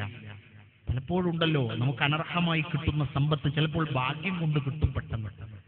പിന്നെ ഞാൻ പാലക്കാടായിരുന്നു യാത്ര. ഒരു കൂട്ടുകാരന്റെ ബൈക്കിന്റെ അദ്ദേഹത്തിന്റെ മകനാണ് എന്നെ ബസ് സ്റ്റാൻഡിൽ കൊണ്ടുവന്നു വിട്ടത്. മകനോട് ചോദിച്ചു വിശേഷങ്ങൾ എന്തൊക്കെ. ആ കുട്ടി പറയാ, അവൻ ഏകദേശം 18 വയസ്സ് പ്രായമുള്ളൂ. എന്റെ വാപ്പാക്ക് പടച്ചോൻ ഒരു 10 കൊല്ലത്തിന്റെ ഇടയിൽ എന്റെ വാപ്പാക്ക് പടച്ചോൻ കുറേ കൊടുത്തിട്ടുണ്ട്. അത് പടച്ചോൻ കൊടുത്തത് എന്റെ വാപ്പ അതിനനുസരിച്ച് നന്ദി കാണിക്കുന്നുണ്ട്. എന്നോട് പറയാ, അവിടെ നിങ്ങൾ കയറി ചെന്നപ്പോ ഒരു കള്ളിത്തിനെടുത്ത മെലിഞ്ഞൊരാളെ കണ്ടില്ലേ, അതെന്റെ ഉമ്മയുടെ കുടുംബത്തിലെ ഒരു അളിയാക്കയാണ്. എങ്ങനെ അദ്ദേഹം അവിടെ എത്തി? അദ്ദേഹം നിലമ്പൂരിലൊരു കാട്ടിലായിരുന്നു, കാട്ടിന്റെ ഓരത്തായിരുന്നു താമസം. എന്റെ വാപ്പ അവിടെ ഒന്ന് കാണാൻ പോയപ്പോ, അളിയാക്ക നിങ്ങൾ ഈ വീട് വിൽക്കി പോരി, ഞങ്ങളെ കൊണ്ടുപോകാം. എന്നിട്ട് ഇയാൾ വിൽക്കാൻ വെച്ച റിയൽ എസ്റ്റേറ്റ് ബിസിനസ് നടന്ന അയാൾ വിൽക്കാൻ വെച്ച 12 ലക്ഷത്തിന്റെ വീട്ടിലേക്ക് ഈ അളിയാക്കയെയും കുടുംബത്തെയും താമസമാക്കി 3 പെൺമക്കളെയും കല്യാണം കഴിച്ചയച്ചു. 17 വയസ്സായ മോൻ പറയാം, എന്റെ വാപ്പാക്ക് പടച്ചോൻ കൊടുത്തതുകൊണ്ടേ എന്റെ വാപ്പ ഇങ്ങനെ ചെലവാക്കുക, വാപ്പാക്ക് ഇപ്പോഴും പടച്ചോൻ കൊടുത്തുകൊണ്ടിരിക്കുക. കാരണം വിയർപ്പിന്റേതായ കണങ്ങളുണ്ടതിൽ. അല്ലാഹുവിന്റെ റസൂലുള്ളാഹി സ്വല്ലല്ലാഹു അലൈഹി വസല്ലം പറഞ്ഞു, എനിക്കൽ ഭക്ഷണം ഉണ്ട്. റസൂലുള്ളാഹി സ്വല്ലല്ലാഹു അലൈഹി വസല്ലം സൗജന്യ ഭക്ഷണങ്ങൾ കഴിക്കുകയായിരുന്നില്ല. നബി തങ്ങൾ പറഞ്ഞു, റിസ്ഖി തഹ്തൽ റുംഹി, എന്റെ ഭക്ഷണം എന്റെ ഇതായി കുന്തത്തിന്റെ താഴ്ഭാഗത്താണ്. അധ്വാനിക്കാനുള്ള ആയുധത്തിന്റെ താഴെയായിരുന്നു റസൂലുള്ളാഹിയുടെ ഭക്ഷണം. നബി സല്ലല്ലാഹു അലൈഹി വസല്ലം മക്കളെ പറയാണ്, പാപ്പ അധ്വാനിച്ച പണം കൊണ്ട് ചിലപ്പോ 2-3 മാസമൊക്കെ നമുക്ക് ജീവിക്കാന്ന് വരും. അങ്ങനെയാകരുത്. നമ്മളുടേതായ അധ്വാനങ്ങൾ ഉണ്ടാകണം. പ്രിയപ്പെട്ട ഉമ്മാ മക്കൾക്കത് ബോധ്യപ്പെടുത്തി കൊടുക്കണം. നമുക്ക് ലഭിച്ച സമ്പത്ത് കൊണ്ട് നമ്മൾ ജീവിക്കുമ്പോൾ അധ്വാനിച്ചുണ്ടാക്കിയതാണെന്ന ബോധമുണ്ടാകണം. പലപ്പോഴും നമുക്ക് സമ്പത്ത് ഞാനുങ്ങളും ചെലവാക്കണത് കാണുമ്പോൾ നമുക്ക് വെറുതെ കിട്ടിയതാണോ അയലോക്കത്തെ വേലായുധനോ ഒക്കെ തോന്നിപ്പോമ്പന് വെറുതെ കിട്ടണാണ്. അങ്ങനെ തോന്നുന്നത് വെറുതെ കിട്ടിയത് കൊണ്ടല്ല. നമ്മൾ ചെലവഴിക്കുന്നതിൽ നിയന്ത്രണമില്ലാതെ പോകുമ്പോൾ ആ സമ്പത്തിന്റെ വിനിയോഗം, ധനവിനിയോഗം ദുർവ്യയം ചെയ്യുമ്പോൾ പണം വിലവില്ലാത്തവനാണെന്ന് തോന്നിപ്പോകുന്നതാണ്. അങ്ങനെ ഉണ്ടാകാൻ പാടില്ല. വിശ്വാസികളെ സംബന്ധിച്ചിടത്തോളം റസൂലുള്ളാഹി സ്വല്ലല്ലാഹു അലൈഹി വസല്ലം പറഞ്ഞു, മനുഷ്യനെ സംബന്ധിച്ച് എല്ലാമായി എന്ന തോന്നലുണ്ടാകാൻ പാടില്ല. സമ്പത്തെന്ന് പറയുന്നത് കാർമേഘം പോലെയാണ്. ആകാശത്തുള്ള കാർമേഘത്തെ ചൂണ്ടിക്കൊണ്ട് സുഹൃത്തെ കുറ്റ്യാടിയിലേക്ക് പെയ്യാനുള്ള മഴയാണെന്ന് ഒരാളും പറയാറില്ല. കാരണം അതങ്ങോട്ട് പോകും. ഇതുപോലെയാണ് നമ്മളുടെ സമ്പത്ത്. ആ സമ്പത്തുണ്ടാകുമ്പോൾ അത് വിനിയോഗം ചെയ്യുക. റസൂലുള്ളാഹി സ്വല്ലല്ലാഹു അലൈഹി വസല്ലം പറഞ്ഞു, 5 കാര്യങ്ങൾക്ക് മുമ്പ് നിങ്ങൾ 5 കാര്യങ്ങളെ നിങ്ങൾ ഉപയോഗപ്പെടുത്തണം. ഏതാണത്? അതിൽ ഒരു കാര്യം പറഞ്ഞു, നീ നിന്റെ ഐശ്വര്യത്തെ നീ ഉപയോഗിക്കുക. നിന്റെ ഐശ്വര്യത്തെ ഖബല ഫഖരിക, നിന്റെ ദാരിദ്ര്യത്തിന്റെ മുമ്പ് നിന്റെ ഐശ്വര്യത്തെ നീ ഉപയോഗപ്പെടുത്തുക. ഇപ്പൊ നമുക്കുണ്ട്, ഇനി നാളെ ചിലപ്പോൾ ഉണ്ടാവില്ല. ഇന്നുണ്ട്, നാളെ ഉണ്ടാവില്ല. ഇന്ന് ജീവിതമുണ്ട്, നാളെ ചിലപ്പോൾ മരണമായിരിക്കും. ഇന്ന് ചിലപ്പോൾ ആരോഗ്യമുണ്ട്, നാളെ നിനക്ക് ചിലപ്പോൾ ആരോഗ്യമുണ്ടായിരിക്കുകയില്ല, രോഗമായിരിക്കും. ഇപ്പോൾ എന്താണോ നിന്റെ കയ്യിലുള്ളത് അത് നീ ഉപയോഗിക്കണം. സമ്പത്തുള്ളത് ഇപ്പൊ നമ്മൾ ഉപയോഗിക്കുക. നാളെ ചിലപ്പോൾ ദാരിദ്ര്യമാണ് വരിക. ആ ദാരിദ്ര്യം വരുന്നതിന്റെ മുമ്പ് കുടുംബത്തെ സഹായിക്കാനുള്ളത് സഹായിക്കുക, അല്ലേ? ഇപ്പൊ മിക്കവാറും എല്ലാം നമ്മുടെ ആരാധനാലയത്തിലൊക്കെ ഒരു മാസത്തിൽ ഒരു 50 രൂപ കൊടുക്കുന്ന ഒരു സമ്പ്രദായമുണ്ട്. വരിസംഖ്യ എന്നാണ് പറയുക. അത് കൂലിപ്പണി എടുക്കുന്നവരൊക്കെ വേഗം 15 റുപ്യ 20 റുപ്യ കൊടുക്കും. അത്യാവശ്യം ഉള്ളവൻ്റെ എപ്പോഴാണ് കണക്ക് തീർക്കലേറി? നിങ്ങൾ ചോദിച്ചിട്ടില്ല, നമ്മൾ അങ്ങോട്ടും കൊടുക്കൂല. അവസാനം മരിച്ചിട്ട് മറവ് ചെയ്യണീന്റെ മുമ്പ് മകനോ അല്ലെങ്കിൽ കുടുംബക്കാരോ ചോദിക്കും, വാപ്പാന്റെ എന്തോ ഇവിടെ തരാണ്ടോ, എന്തോ തരാണ്ടോ, 10,000 റുപ്യ തരാണ്ട്. അപ്പോഴാ കൊടുക്കുക. അത് അനന്തര സ്വത്താ കൊടുക്കുക. ഒക്കെ മാസം മാസമുള്ള അങ്ങോട്ട് ചോദിച്ചിട്ട് അങ്ങോട്ട് കൊടുക്കുക. നമ്മളോട് ആരും ഒന്നും ചോദിച്ചില്ല. കാരണം ചോദിച്ചാൽ ചിലപ്പോൾ ചോദിച്ചവരെ പുറത്താക്കും. അതുകൊണ്ട് ആരും ഒന്നും ചോദിച്ചില്ല. അതുകൊണ്ട് എന്ത് ചെയ്യും, നമ്മൾ വേഗം ഇതിന്റെ കണക്കൊക്കെ വെച്ച് ഓരോ മാസം കൊടുക്കാനുള്ള പണം കൊടുക്കുക. യതീംഖാനക്കാരൻ വന്നു, പള്ളിക്കാരൻ വന്നു, വീട്ടിലെത്തി. എന്തേ കഴിഞ്ഞൊല്ലത്തെ എത്ര നോക്കണ ആജിക്ക. അതിൻ്റെ മുമ്പത്തെ കൊല്ലൊക്കെ നിങ്ങൾക്ക് എത്ര പേരെ റൂം, എത്ര 2 റൂമുള്ള ഇപ്പൊ നോക്കി നിങ്ങൾ മേലൊക്കെ എടുത്തു. അപ്പൊ കഴിഞ്ഞൊല്ലത്തെ റിപ്പോർട്ട് ബുക്കിൽ 100 റുപ്യ ഉള്ള ഇക്കൊല്ലോ 100 റുപ്യ തരാവൂന്ന് പഠിച്ചോ പറഞ്ഞിരിക്കണോ? അത് മോനെ 15 കൊല്ലായിട്ട് കൊടുക്കണം 100. അയിമയ്ക്ക് കൂട്ടണ്ടാണ്, അയിമലും കൂട്ടണം. കാരണം നമ്മൾ താഴത്തെ 2 റൂമുള്ളതിനും പുറത്ത് 2 റൂമായി, മേലെ 4 റൂം എടുത്തു. ഇതൊക്കെ അള്ള തന്ന നിഅമത്താ. അള്ള തന്ന നിഅമത്ത് റസീറ്റുക്കിലും ഇങ്ങോട്ട് കാണണം. അത് കൊടുക്കുന്ന കൂട്ടത്തിൽ ഇങ്ങോട്ട് ഉണ്ടാകണം. കാരണം സമ്പന്നതയുടെ കാര്യത്തിൽ അല്ലാഹുവിന്റെ മുമ്പിൽ നമ്മൾ സുഹൃത്തേ ഇപ്പോഴും നമ്മൾ ദരിദ്രന്മാരാണ്. എത്ര നമ്മൾ സമ്പത്തുണ്ടായാലുണ്ടല്ലോ അള്ളാന്റെ മുമ്പിൽ നമ്മൾ ദരിദ്രരാണ്. ചോദിക്കണം, അല്ലാഹുവിനോട് ചോദിച്ചുകൊണ്ടിരിക്കണം, അല്ലാഹുവിനോട് തേടിക്കൊണ്ടിരിക്കണം, അല്ലാഹുവിനോട് ഹിദായത്ത് ചോദിച്ചുകൊണ്ടിരിക്കണം, അല്ലാഹുവിനോട് തഖ്വ ചോദിച്ചുകൊണ്ടിരിക്കണം, അല്ലാഹുവിനോട് ഈമാൻ ചോദിച്ചുകൊണ്ടിരിക്കണം, അല്ലാഹുവിനോട് ദാരിദ്ര്യത്തിൽ നിന്ന് രക്ഷ തേടണം, അല്ലാഹുവിനോട് ധൈര്യമില്ലാത്തതിൽ നിന്നും രക്ഷ തേടണം, അല്ലാഹുവിനോട് രോഗത്തിൽ നിന്ന് രക്ഷ തേടണം. സുഹൃത്തേ, ഉള്ളത് പണം മാത്രമാണ്. യാ അയ്യുഹന്നാസ്, ഏ മനുഷ്യരെ, അൻതുമുൽ ഫുഖറാ, നിങ്ങൾ ദരിദ്രന്മാരാണ്. ഇലല്ലാഹി, അല്ലാഹുവിന്റെ അടുക്കലേക്ക്. വല്ലാഹു ഹുവൽ ഗനിയ്യുൽ ഹമീദ്, അല്ലാഹു സമ്പന്നനും സ്തുതിക്ക് അർഹനുമാകുന്നു. അല്ലാഹുവിലേക്ക് നമ്മൾ എപ്പോഴും ചോദിക്കണം. അല്ലാഹുവിനോട് കൈ ഉയർത്തി ചോദിക്കുകയാണ് എപ്പോഴും. ചോദിക്കണം കേട്ടോ. നമ്മളടുത്ത് പൈസ ഉണ്ട് എന്നുള്ളതുകൊണ്ട് മാത്രം ഉണ്ടല്ലോ എന്ന് വിചാരിക്കണ്ട. നമുക്ക് ഹിദായത്ത് വേണം. നമുക്ക് ഉള്ള തഖ്വ പോരാ, വീണ്ടും തഖ്വ വേണം. നമുക്ക് രോഗം ബാധിച്ചുകൊണ്ടിരിക്കുന്ന രോഗത്തിന് ശമനമുണ്ടാകണം. നമുക്കുപ്പയോട് സ്നേഹമുണ്ടാകണം. വളർന്നുകൊണ്ടിരിക്കുന്ന കുഞ്ഞുങ്ങൾ ഹിദായത്തിലാകണം. എന്തൊക്കെ ചോദിക്കാനുണ്ട്, കൈയുയർത്തി ചോദിക്കണം. ഉള്ള സമ്പത്ത് കാർമേഘം പോലെയാണ്. റസൂലുള്ളാഹി സ്വല്ലല്ലാഹു അലൈഹി വസല്ലമ അങ്ങനെയാണ് പഠിപ്പിച്ചിട്ടുള്ളത്. ഈ സമ്പത്ത് എന്നത് നമുക്ക് നല്ല ഗുണത്തിനാകണം. അത് ശേഖരിക്കുമ്പോൾ ഹലാലാണോ ഹറാമാണോ എന്നൊക്കെ ആദ്യം തന്നെ നോക്കണം.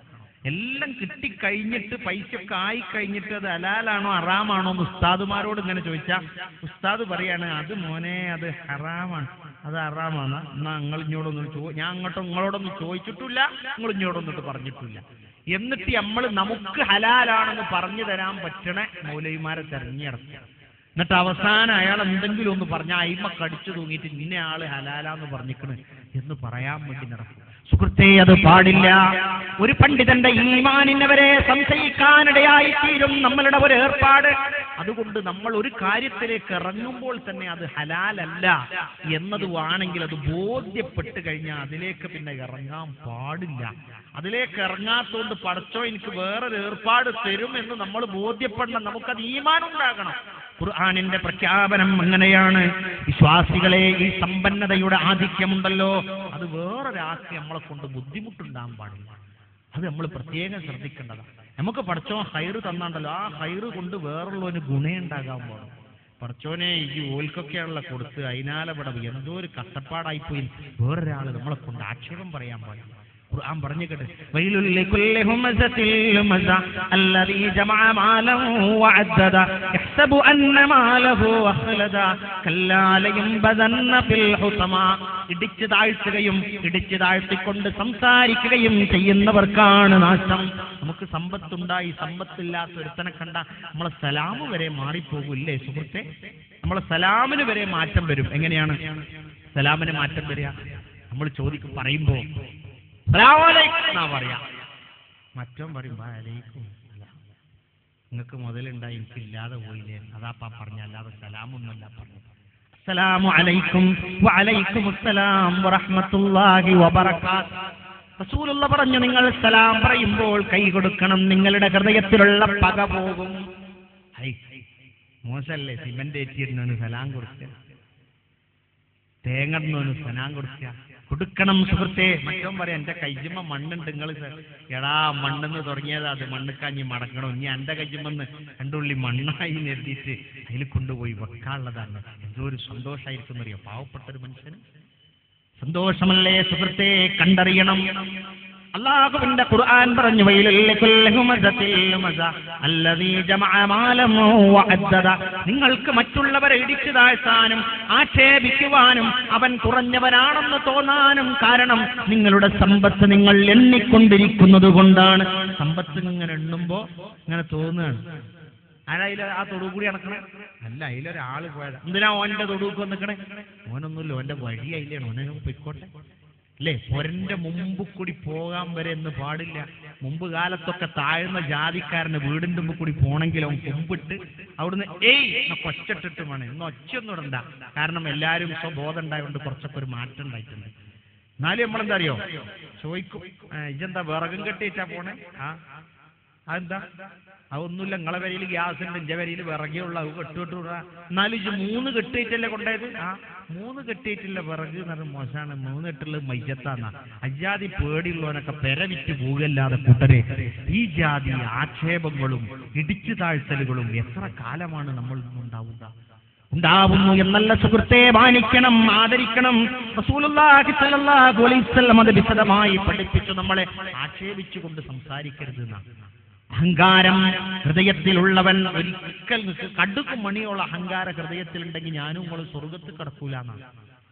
എന്താണ് അഹങ്കാരമെന്ന് ചോദിച്ചു ജനങ്ങളോട് റസൂലുള്ളാഹി സ്വല്ലല്ലാഹു അലൈഹി വസല്ലം പറഞ്ഞു, നിങ്ങൾ സത്യത്തോട് പിന്തിരിഞ്ഞു നിൽക്കലും ജനങ്ങളെ ഇടിച്ചു താഴ്ത്തി സംസാരിക്കലുമാണ് അഹങ്കാരം എന്ന് പറയുന്നത്. നമ്മൾ ഈ നിണ്ടാൻ പാടില്ല. ഒരു കല്യാണ പന്തലിലൊക്കെ ചെന്നാൽ നമ്മൾ പാവപ്പെട്ടവരെ പ്രത്യേകം നോക്കുക. ഓരങ്ങൾ ആദ്യങ്ങളെ സലാം അങ്ങോട്ടെത്തണം. ഒരു ഭാഗത്ത് മാറി നിൽക്കുന്നുണ്ടാവും, സെന്റിന്റെ വാസനയൊന്നും ഉണ്ടാവില്ല, ഒക്കെ വിയർപ്പേ ഉണ്ടാവുള്ളൂ. വെള്ളം മുക്കിയിട്ടും കസേര പിടിച്ചിട്ടിട്ടും ചെമ്പെടുത്തിട്ടൊക്കെ അവിടെ ചെല്ലുക, സലാം അലൈക്കും, എന്തേ എന്നൊക്കെ ഒന്ന് ചോദിക്കുക. കാരണം നാളെ കൂലി കിട്ടാനാണ്. നമുക്ക് സമ്പത്ത് തന്നവനാണ് നമ്മളോട് അല്ലാഹുവിന്റെ ഖുർആനാണ് നമ്മളോട് കൽപ്പിക്കുന്നത്. സുഹൃത്തെ, നമ്മളുടെ ജീവിതത്തിൽ അതിനോടുള്ള സ്നേഹം, സമ്പത്തിനോട്, നമ്മുടെ കുട്ടികളോട് നമ്മൾ സ്നേഹിക്കണം, അള്ളാനെ സ്നേഹിക്കണം. ഏറ്റവും കൂടുതൽ നമ്മളുടെ ഹൃദയത്തിൽ ഉണ്ടാകേണ്ടത് അള്ളാഹുവിനോടുള്ള സ്നേഹമാണ്. അത് മറന്നിട്ടൊരു കാര്യം നമുക്ക് വേണ്ടട്ടോ. ഏത് നേരം ഓർത്തോളൂ, കിടക്കുമ്പോഴും ഇരിക്കുമ്പോഴും നടക്കുമ്പോഴും പോകുമ്പോഴും ഒക്കെ അള്ളാനെ മറന്നിട്ടുള്ളൊരു ജീവിതം നമുക്കില്ല. അടുത്തിടെ യാത്ര പോകുമ്പോൾ ബാക്കിലിരിക്കുന്ന ഒരു സഹോദരൻ തൊട്ടടുത്തിരിക്കുന്ന കൂട്ടുകാരനെ വിദേശത്തേക്ക് പോകുന്നവന് ഉപദേശം കൊടുക്കുക. നോക്കുമ്പോൾ പക്വതയാർന്ന ഒരു 22 വയസ്സുകാരൻ, അത്രേ ഉള്ളൂ, കൂടുതലൊന്നുമില്ല. കൂട്ടുകാരനോട് പറഞ്ഞു കൊടുക്കുക, ഈ ദുബായിക്ക് പോവുകയല്ലേ, ഞാനൊന്ന് പോയി പോന്നതാ ദുബായിൽ. ആയിക്കോട്ടെ, എന്നാ പോണു അടുത്ത ആഴ്ച. ബാഗിൽ കത്രിക ഇടാൻ പാടില്ല, ബ്ലേഡ് ഇടാൻ പാടില്ല, പാസ്പോർട്ട് എടുത്തോണ്ടു, ടിക്കറ്റിന്റെ കോപ്പി കയ്യിൽ വെച്ചോണ്ടു, എമിഗ്രേഷന്റെ ഫോം പൂരിപ്പിക്കണ്ട, ഒരു പെണ്ണ് കയ്യിൽ വെച്ചോണ്ട് എനിക്ക് എഴുതാൻ കഴിയില്ലേലും വേറൊരാളെടുത്ത് കൊടുത്താൽ എഴുതി തരും എന്നൊക്കെ പറഞ്ഞു കൊടുക്കാട്ടോ. എന്നിട്ട് വിമാനത്തിൽ കയറുമ്പോഴുള്ള നിയമം വകുപ്പും ഒക്കെ പറഞ്ഞു കൊടുക്കും.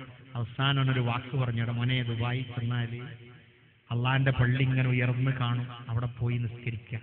അത് കഴിഞ്ഞാൽ റൂമിൽ വരിക, രാവിലെ ഓഫീസിൽ പോവുക, ജോലിക്ക്. വേറെ ഒരു വേണ്ടാത്തരത്തിലും പെട്ടുപോയാൽ മോനെ ദുബായി എന്ന് പറഞ്ഞിട്ട് കാര്യമില്ല, നമ്മളെ ജീവിതം നഷ്ടപ്പെട്ടു.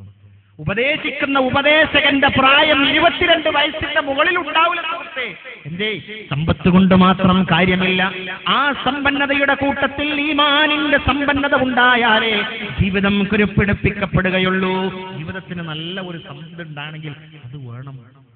നമുക്ക് സമ്പത്തിനോട് ഇഷ്ടം ഉണ്ടാകാം അല്ലേ? നമ്മളെ പോക്കറ്റിൽ ഒരു 500 ഉറുപ്പിട്ടാല് നമ്മൾ ഇങ്ങനെ പൊത്തിപ്പിടിച്ച് കുറച്ചേരം നിന്ന് ഇങ്ങനെ പിന്നെയും ഒന്നും കൂടി അമർത്തിപ്പിടിച്ചു, പിന്നെ ഒന്നും കൂടി പിടിച്ചു.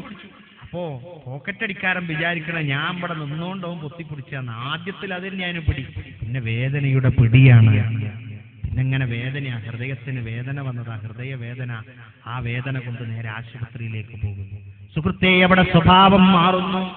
വീട് കൂടാനൊരുങ്ങി വീട്ടിലേക്ക് ക്ഷണിക്കപ്പെട്ടവരൊക്കെ രാവിലെ 9 മണിക്കെത്തിയപ്പോൾ അവിടെ എഴുതി വെച്ചിരിക്കുന്നു മയ്യത്ത് നമസ്കാരം രാവിലെ 10 മണിക്ക്. വീട് കൂടുന്നതിന്റെ തലേ ദിവസം വീട്ടിലേക്കുള്ള സൗകര്യമൊരുക്കുമ്പോൾ നിലത്തുകൂടെ പോയ ഇലക്ട്രിക് വയറിൽ നിന്ന് ഷോക്കേറ്റ് കുടുംബനാഥൻ മരിച്ചു.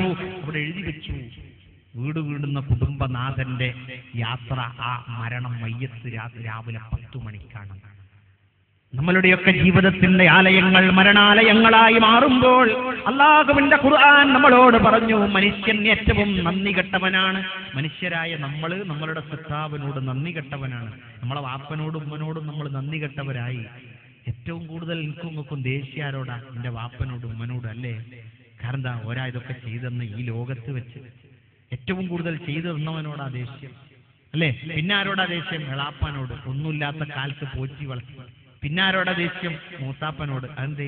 പാപ്പ ചെറുപ്പത്തിൽ മരിച്ചപ്പോ നോക്കി വളർത്തിയത് മൂത്താപ്പയായിരുന്നു. പിന്നീട് മൂത്താപ്പയാണ് കല്യാണം കഴിച്ചെന്ന്, മൂത്താപ്പയാണ് ജോലി വാങ്ങിത്തന്നത്. ഒക്കെ ഓർത്തുകൊണ്ട് അനാഥനായി വളർന്ന ഒരു സഹോദരൻ ഇതൊക്കെ മറന്നുകൊണ്ട് ഏറ്റവും കൂടുതൽ ദേഷ്യം കാണിക്കും. ഖുർആൻ പറഞ്ഞു, ഇന്നൽ ഇൻസാന ലിറബ്ബിഹി ലകനൂദ്. തീർച്ചയായും മനുഷ്യൻ തന്റെ രക്ഷിതാവിനോട് ഏറ്റവും കൂടുതൽ നന്ദികേട് കാണിക്കുന്നവനാണ്. അതിന് നിങ്ങൾ പത്രം തിരയേണ്ടതില്ല, നിങ്ങൾ എവിടെയും പോകേണ്ടതില്ല, നിങ്ങൾ ചാനലുകൾ കാണേണ്ടതില്ല. ഫഇന്നഹു അലാ ദാലിക ലശഹീദ്. അതിനവൻ തന്നെയും സാക്ഷിയാണ്. സമ്പത്തിനോടുള്ള ആർത്തി പറയുന്നു. എല്ലാവരെയും മറക്കാനുള്ള കാരണം മഴ തന്ന, വെള്ളം തന്ന, ഭക്ഷണം തന്ന, വിഭവം തന്ന, ജീവൻ തന്ന അല്ലാഹുവിനെ മറക്കുവാനും, വീട്ടിലുള്ള വാപ്പയെയും ഉമ്മയെയും മറക്കുവാനും, സുഖം തന്ന തന്റെ സഖിയെ മറക്കുവാനും, അതുപോലെ തന്നെ എല്ലാ കാര്യങ്ങളും ഒരുക്കി തന്ന കുടുംബക്കാരെ മറക്കുവാനും, 3 അടി വഴിയില്ലാത്ത കാലത്ത് വഴി തന്ന അയൽക്കാരന്റെ മുമ്പിലൂടെ കാറോട്ടി പോകുമ്പോൾ അവനെ മറന്നുകളഞ്ഞതൊക്കെ സമ്പത്തിനോടുള്ള അത്യാർത്തി കൊണ്ടാണ്. അവൻ ഖൈറിനെ ഏറ്റവും കൂടുതൽ ഇഷ്ടപ്പെടുന്നു. ഖൈർ എന്ന പദം ഖുർആൻ പ്രയോഗിച്ചത് സമ്പത്ത് എന്ന അർത്ഥത്തിലാണ്. ഇവിടെ ഖൈറാണ്. സമ്പത്ത് അല്ലാഹു തന്നത് ഖൈറായിട്ടാണ്. പക്ഷെ നമ്മൾ കൈകാര്യം ചെയ്തപ്പോ അത് ശർറായി മാറി. അതുകൊണ്ട് സുഹൃത്തെ, സമ്പന്നതയുടെ പളപളപ്പിൽ നമ്മളൊന്നിനെയും മറക്കാൻ പാടില്ല. അമിതമായ സമ്പത്തിനോടുള്ള ആർത്തി നമുക്കുണ്ടാകുമ്പോൾ നമ്മളുടെ ജീവിതം അതുപോലെയായിത്തീരും. തത്വചിന്തകനായ ചൈനക്കാരൻ പറഞ്ഞില്ലേ, നിങ്ങളുടേതായ ജീവിതത്തിന്റെ ലക്ഷ്യവും ആമാശയവും കാമവുമാണെങ്കിൽ അതിൽ നിന്ന് രണ്ടിൽ നിന്നും പുറത്തു വരുന്നതിന്റെ അത്രേ നിങ്ങളുടെ ജീവിതത്തിന് അർത്ഥമുള്ളൂ. നിങ്ങളുടെ ജീവിതത്തിന് ആമാശയവും കാമവുമാണ് നിങ്ങളുടെ ജീവിത ലക്ഷ്യമെങ്കിൽ അതിൽ നിന്ന് രണ്ടിൽ നിന്നും പുറത്തു വരുന്ന വസ്തുവിന്റെ വില മാത്രമേ നിങ്ങളുടെ ജീവിതത്തിനുള്ളൂ. നോക്കൂ നിങ്ങൾ, അല്ലാഹുവിന്റെ ഖുർആൻ പറഞ്ഞതത്ര സത്യമാണ്. സമ്പത്തിനോടുള്ള അത്യാർത്തി ഒരു പെൺകുട്ടിയുടെ ജീവൻ സുരക്ഷിതമായ യാത്ര നടത്തുന്ന ഇന്ത്യൻ റെയിൽവേയുടെ കമ്പാർട്ട്മെന്റിൽ കുടുംബത്തിലേക്ക് പോകുന്ന സൗമ്യ എന്ന സൗമ്യയായ കുഞ്ഞോമന പുത്രി, അമ്മക്കും അച്ഛനും പിറന്ന് പൊന്നുമോളെ നോക്കിക്കൊണ്ട് വളർത്തിക്കൊണ്ട് വന്ന് ജോലിക്ക് പോയി കഷ്ടത തീർക്കാൻ പണിപ്പെട്ട ഒരു കൊച്ചോമന പുത്രി. എന്തേ സംഭവിച്ചത്? ഗോവിന്ദച്ചാമൻ എന്ന കാമവൃത്തിക്കാരൻ അവൻ സമ്പത്തിന് വേണ്ടി ആ കുഞ്ഞിന്റെ മേൽ ആഞ്ഞു വലിച്ചപ്പോൾ ഒന്നും കിട്ടാതെയായപ്പോൾ ആ കുഞ്ഞിനക്രമിക്കുകയും അവന്റെ കാമപൂർത്തീകരണത്തിന് വേണ്ടി ഉപദ്രവിക്കുകയും ചെയ്തു. സമ്പത്തിനോടുള്ള അമിത സ്നേഹവും കാമത്തോടുള്ള അമിത സ്നേഹവും മനുഷ്യന്റെ കണ്ണിനെ നശിപ്പിച്ച് കളയും, അന്ധത ബാധിക്കും. ഇസ്ലാമിന്റെ വീക്ഷണം ഒരു സത്യമാണ് കൂട്ടരെ. എല്ലാം ചെയ്തിരുന്ന എല്ലാറ്റിനെയും മറക്കുന്നത് പോലെ ഇങ്ങനെയുള്ള ക്രൂരകൃത്യങ്ങൾ നടന്നുകൊണ്ടിരിക്കുന്നു. പക്ഷേ ഇന്നലെയൊക്കെ പേപ്പർ വായിച്ചപ്പോൾ ഗോവിന്ദച്ചാമ അടുത്ത റെയിൽവേ മന്ത്രിയായി വരുമോ എന്ന് ഭയപ്പെടുന്നു. കാരണം പോലീസുകാർക്ക് തൊടാൻ പേടിയാണ്, ഭയമാണ്, ബഹുമാനാണ്, ആദരവാണ്, നായകനാവുകയാണ്. ഇതാണ് നമ്മളുടെ ജുഡീഷ്യറിയിൽ ചെറിയ ഒരു ഭയമുള്ളത്. ഇസ്ലാമിന്റെ ശിക്ഷയെ പലരും ആക്ഷേപിക്കും. കൊല്ലവനെ കൊല്ലണം. ഇന്നും ഇന്നലെയും മിനിഞ്ഞാന്നും ഓരോ ഉമ്മയും അമ്മയും പറഞ്ഞുകൊണ്ടിരിക്കുന്നത് ആ കൊന്നവനെ കൊല്ലണമെന്നാണ്. ഇസ്ലാമും അങ്ങനെ തന്നെ നീതി നടപ്പാക്കുന്നത്. അക്രമിയോട് അക്രമം ചെയ്യുക എന്നല്ല, ആ അക്രമം ചെയ്തവനെ പോലെ ഇനി ഒരു കുഞ്ഞിനും ഈ ലോകത്ത് അങ്ങനെ അവസ്ഥ വരാൻ പാടില്ല. അതുകൊണ്ട് അത്തരത്തിൽ ഇസ്ലാമിക വ്യവസ്ഥിതി വരുമ്പോൾ അവിടെ അത് നടപ്പാക്കണം എന്നാണ് പഠിപ്പിച്ചത്. അല്ലാതെ ഇപ്പൊ പോയി വെട്ടാൻ പാടില്ല. ചിലരങ്ങനെയാ പറയാം, ഇസ്ലാമിക ഭരണം വരുന്നൊന്നും കാത്തിരുന്നിട്ട് കാര്യമില്ല, അതുകൊണ്ട് ഇപ്പൊ ഇറങ്ങിക്കോളി, വെട്ടാളുള്ളവരെ വെട്ടിക്കോളി. അതല്ല ഇസ്ലാം. അതുകൊണ്ട് സമ്പത്ത് എന്ന് പറയുന്നത് നമ്മൾ സമ്പത്തിനോടുള്ള ആർത്തി, കുടുംബ ബന്ധം, അയൽവാസ ബന്ധം, രക്തബന്ധം, അതുപോലെ തന്നെ സാമൂഹിക ബന്ധം, ഇതിന്റെ അപ്പുറമേ നമുക്ക് സമ്പത്തിനോട് ഇഷ്ടണ്ടാകാൻ പാടുള്ളൂ.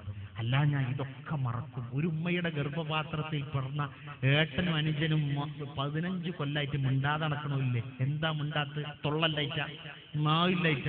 അല്ല, സമ്പത്തിനോടുള്ള അത്യാർത്തി. 25 കൊല്ലമായി സിവിൽ കേസിൽ സ്വത്ത് കിടന്നിട്ട് ആർക്കും ഓഹരി വെക്കാൻ കഴിയാതെ 5 മക്കളും വാടകപ്പുരയെ പോയി പാർക്കേണ്ടി വന്ന സമ്പത്തിന്റെ കേസുണ്ട് മുസ്ലിം കുടുംബങ്ങളിൽ.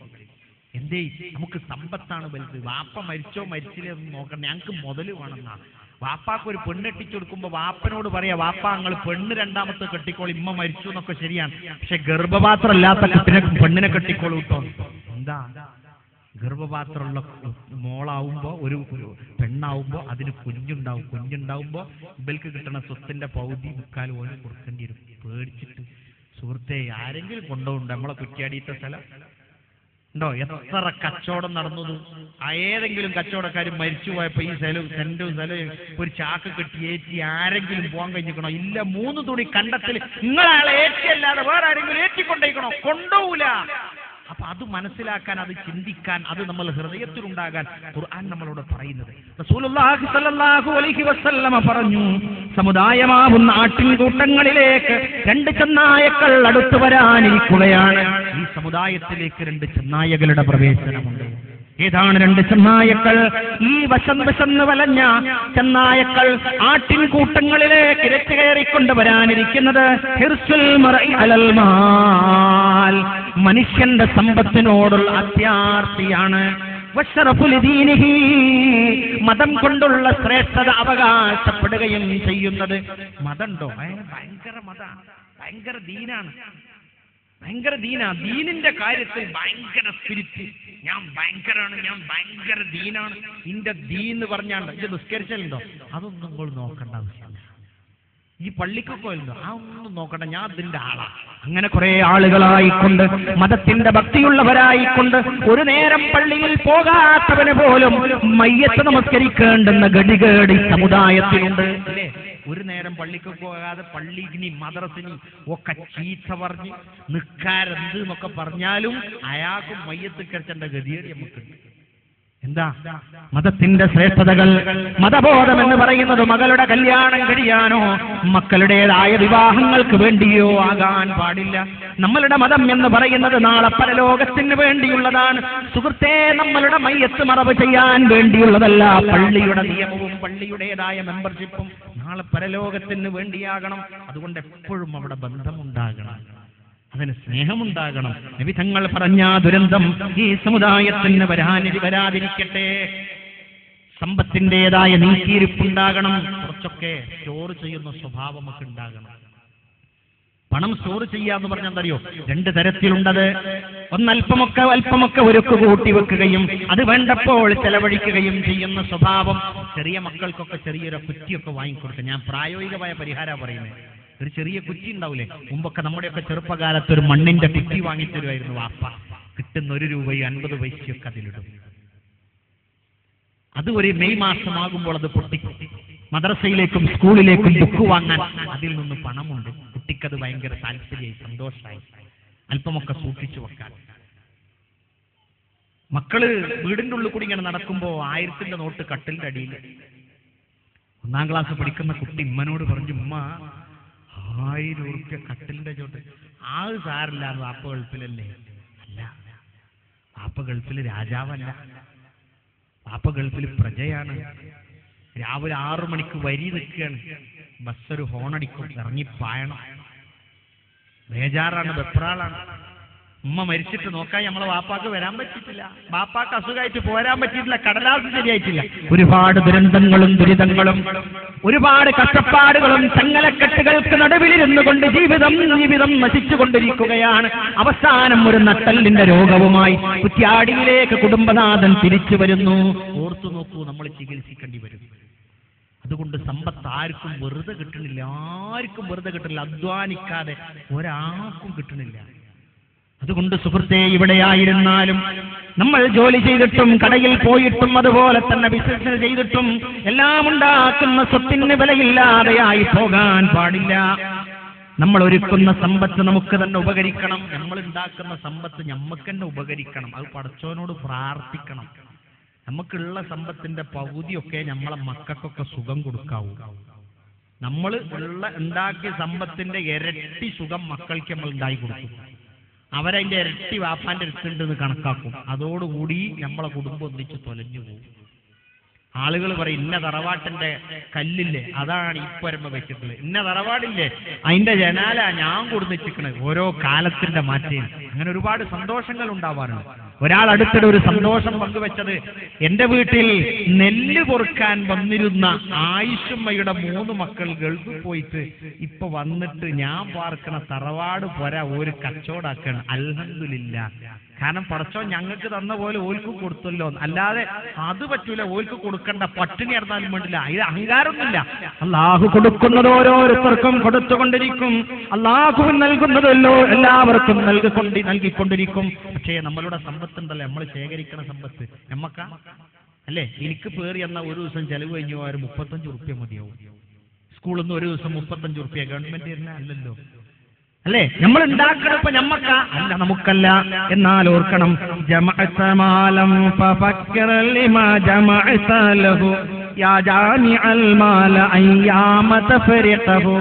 സമ്പത്ത് ശേഖരിക്കുന്ന സോദരാ, നീ ചിന്തിക്കണം, എന്തിനു വേണ്ടിയാണ് ഞാൻ ഈ സമ്പത്ത് ശേഖരിച്ചതെന്ന്. യാ ജാമിഅൽ മാൽ, സമ്പത്ത് ശേഖരിക്കുന്നവനെ, അയ്യാമ തഫരിഖഹു, നീ അത് വിടപടഞ്ഞു കൊണ്ടുപോകുന്ന വിട്ടേച്ചു പോകുന്ന ഒരു ദിവസമുണ്ട് എന്ന് നീ ഓർക്കുക. അൽ മാലു ഇൻദക മഖ്സൂനുൽ ലിവാരിസിഹി മൽ മാലു മാലുക ഇല്ലാ യൗമ തുൻഫിഖുഹു. അഥവാ നീ സമ്പത്ത് ശേഖരിക്കുന്നു, ആ സമ്പത്ത് മുഴുവൻ നിന്റേതല്ല. നീ ശേഖരിക്കുന്ന സമ്പത്ത് നിന്റെ അനന്തരാവകാശിക്കുള്ളതാണ്. നിന്റെ സമ്പത്തെന്ന് പറയാവുന്നത് നീ ചെലവഴിച്ചത് മാത്രമാണ്. ഞാൻ മുതലാളിയാണെന്ന് ഞാൻ പറയുമ്പോ എനിക്കുള്ളത് എന്താ അറിയോ? ഞാൻ ഇന്നിപ്പോ വൈകുന്നേരം 6:30 മണിക്കാണ് 7 മണിക്കാണ് ഇവിടെ എത്തുന്നത്. അതുവരെ ഞാൻ എന്തെങ്കിലും കൊടുത്തിട്ടുണ്ടോ? അതേ എന്റേതുണ്ടെന്ന് പറയുന്ന സമ്പത്തൊക്കെ നമ്മളുടെ സന്താനങ്ങൾക്കുള്ളതാണ്. ഞാൻ മരിക്കുന്നത് എന്റെ ഉപ്പയുടെ മുമ്പാണെങ്കിൽ എന്റെ ഉപ്പക്കുള്ളതാണ്, എന്റെ ഉമ്മക്കുള്ളതാണ്, എന്റെ ഭാര്യക്കുള്ളതാണ്. എനിക്കുണ്ട് എന്ന് പറയുന്ന സമ്പത്ത് കൊണ്ട് ഞാൻ അഹങ്കരിച്ചിട്ട് കാര്യമില്ല. ചെലവഴിക്കുമ്പോൾ എനിക്കാകുന്ന സമ്പത്ത് വിട്ടേച്ചു പോകുമ്പോൾ ആ നിമിഷം മുതൽ നമ്മളുടെ സമ്പത്തല്ല, അത് നമുക്കുണ്ടാകണം. ശ്രദ്ധിക്കണം. സമ്പത്ത് നമ്മൾ ഉണ്ടാക്കുമ്പോൾ എനിക്കാന്ന് ഞാൻ വിചാരിക്കും, എനിക്കല്ല ഞാൻ ഉണ്ടാക്കണേ. ഞാൻ ഈ നേരം ഇവിടുന്ന് പരിപാടിന്റെ ഇടക്കോ പരിപാടി കഴിഞ്ഞോ ഇവിടുന്ന് പോകുമ്പോ കുഴഞ്ഞു വീണ് മരിച്ചാല് എന്റെ സമ്പത്ത് ഞാൻ ഇപ്പൊ പറഞ്ഞിന് എന്ത് അവകാശമുള്ള ഇല്ല, എന്റെ കുട്ടിയൊക്കെയുള്ളതാ ഞാൻ ഉണ്ടാക്കുന്നത്. പിന്നെ എനിക്കുള്ളത് എന്ന് പറയുന്നത് എന്തേ ഉള്ളൂ? ഞാൻ എന്തെങ്കിലുമൊക്കെ കൊടുക്കുക. ഇസ്ലാമികമായ പ്രബോധന പ്രവർത്തനങ്ങൾ, ഇസ്ലാമികമായ മറ്റുള്ള പരിപാടികൾ, ആരാധനാലയങ്ങൾ, പാവപ്പെട്ട ജനങ്ങളെ സഹായിക്കുക, പട്ടിണി കിടക്കുന്നവർക്ക് ഭക്ഷണം എത്തിച്ചു കൊടുക്കുക, രോഗികൾക്ക് വേണ്ടത് കൊടുക്കുക, അങ്ങനെ ഒരുപാട് കർമ്മകാര്യങ്ങൾ നമ്മളുടെ സമ്പത്ത് കൊണ്ട് നമ്മൾ ഇസ്ലാമികമായ സംസ്കാരങ്ങൾക്കും ഒക്കെ നമ്മൾ ചെലവഴിക്കും. അപ്പൊ നോക്കൂ, നിങ്ങൾ മത പ്രബോധന പ്രവർത്തനം ഇവിടെ നടക്കുകയാണ് അല്ലേ? ഞാനിപ്പോ നിങ്ങൾ വിചാരിക്കുന്നു ഞങ്ങൾ മാത്രം ദീനിയായി, അങ്ങനെയല്ലല്ലോ. എല്ലാവരും ദീനിയായി ജീവിക്കട്ടെ, നാളെ അവിടെ കണ്ടുമുട്ടാമെന്ന പ്രതീക്ഷയിലാണ് ഇങ്ങനെ ഒരു പരിപാടി ഇവിടെ സംഘടിപ്പിച്ചിട്ടുള്ളത്. സംഘാടകരും തന്നെ ഇതിനുള്ള ഒരു 50,000 രൂപയോളം ഈ പരിപാടിക്ക് ചെലവുണ്ട് എന്ന് അറിയിച്ചിട്ടുണ്ട്. ഒരു ബക്കറ്റ് ഇവിടെ എവിടെയോ വെക്കും എന്നവർ പറഞ്ഞിട്ടുണ്ട്. നിങ്ങൾക്ക് അതിനോട് നിങ്ങളുടെ സമ്പത്ത് കൊണ്ട് നിങ്ങൾക്ക് സ്വതക്കയുടെ മാർഗത്തിൽ ചെലവഴിക്കാനുള്ളത് അതിലേക്ക് നിങ്ങൾ നിക്ഷേപിച്ചാൽ അത് ബാക്കി ഉണ്ടാകുന്നത് അതാണ് എന്ന് പ്രത്യേകമായി ഈ സന്ദർഭത്തിൽ ഞാൻ ഓർമ്മപ്പെടുത്തുകയാണ്. സമ്പത്ത് കൊണ്ട് അഹങ്കാരികളാകാൻ പാടില്ല. നമുക്ക് പടച്ചോൻ സമ്പത്ത് തരുമ്പോൾ ഏറ്റവും വിനയമുള്ളവരാകണം. അല്ലേ? രാജാക്കന്മാർ ഇസ്ലാമിന്റെ പ്രബോധന പ്രവർത്തന രംഗത്ത് പ്രവാചകനായി നിലകൊണ്ട മഹാനായ റസൂലുള്ളാഹി സ്വല്ലല്ലാഹു അലൈഹി വസല്ലം മക്കയിൽ നിന്ന് മദീനയിലേക്ക് ഹിജ്റ വരുമ്പോൾ നബി തങ്ങൾക്ക് എങ്ങനെ വരായിരുന്നു സുഹൃത്തുക്കളെ? എന്തൊരു കിബിറ് കാണിക്കായിരുന്നു. പക്ഷെ നബി തങ്ങൾ കാണിച്ചോ? ആ ഉമ്മത്ത്, ആ മുത്തുനബിന്റെ ഉമ്മത്ത്പ്പെട്ടവരല്ലേ നമ്മള്, അല്ലേ? മക്കയിൽ നിന്ന് മദീനയിലേക്ക് ഇങ്ങനെ വരുമ്പോ വഴിവെക്ക് ആളുകളൊക്കെ കാത്തിരിക്കുക. ആളുകൾ കാത്തിരിക്കുന്നുണ്ട്, ഞങ്ങൾ മുഹമ്മദ് നബിനെ കാത്തിരിക്കുകയാണ്. മത്തോടോ മുഹമ്മദ് നബി അവിടെ എത്തിയിട്ടുണ്ടല്ലോ, നബി സല്ലല്ലാഹു അലൈഹി വസല്ലം അവിടെ എത്തിയിട്ടുണ്ട്. അപ്പൊ ആളുകൾ ചോദിക്കുക, നബി സല്ലല്ലാഹു അലൈഹി വസല്ലം ഇതിലല്ലേ പോയത്? ആ, ഇതിലെ തന്നെയാ പോയത്. പക്ഷേ റസൂലുള്ളാഹി സ്വല്ലല്ലാഹു അലൈഹി വസല്ലമ ഇതിലെ പോയത് നമ്മളൊക്കെ വിചാരിക്കുന്നത് പോലെയല്ല. റസൂലുള്ളാഹി സ്വല്ലല്ലാഹു അലൈഹി വസല്ലം അതിലെ പോയത്, റസൂലുള്ളാഹി സ്വല്ലല്ലാഹു അലൈഹി വസല്ലമയെ കാത്തിരുന്ന ആളുകൾ ചോദിച്ചു, നബി തങ്ങൾ ഇതിലല്ലേ പോയത്? ഇതിൽ തന്നെയാ പോയത്. ഒട്ടകത്തിന്റെ പൂഞ്ഞിയിൽ താടി തട്ടുമാറ് വളഞ്ഞിരുന്നു കൊണ്ടൊരാൾ പോയില്ലേ, അതാണ് റസൂലുള്ളാഹി സ്വല്ലല്ലാഹു അലൈഹി വസല്ലം. നബി തങ്ങൾ അങ്ങനെയായിരുന്നു. അതുകൊണ്ട് നമ്മളും നമ്മളുടെ സമ്പത്തും നമ്മളുടെ സംസാരത്തിലൂടെ ഒന്നും കാണാൻ പാടില്ല, കേൾക്കാൻ പാടില്ല. അയാളാരാ? അതൊരു വലിയ സമ്പന്നനാണ്. അതൊക്കെ നമ്മൾ നമ്മളുടെ സംസാരത്തിലോ പെരുമാറ്റത്തിലോ പള്ളിയിലെ ഇരുത്തത്തിലോ കടയിലെ ഇരുത്തത്തിലോ കല്യാണപ്പുരയിലെ ഇരുത്തത്തിലോ ഒന്നും കാണാൻ പാടില്ല. അവിടെ ഇരിക്കുന്നു, എന്താ അസ്സലാമു അലൈക്കും, വഅലൈക്കും അസ്സലാം വറഹ്മത്തുള്ളാഹി വബറകാതുഹു. കാരണം എന്താ? നമ്മള് അള്ളാഹു നമുക്ക് നൽകിയതിന് അഹങ്കാരമുണ്ടാകുമ്പോൾ, ലാ തംശീ ഫിൽ അർളി മറഹ, നിങ്ങൾ ഭൂമിയിൽ അഹങ്കാരികളായി നടക്കാൻ പാടില്ല.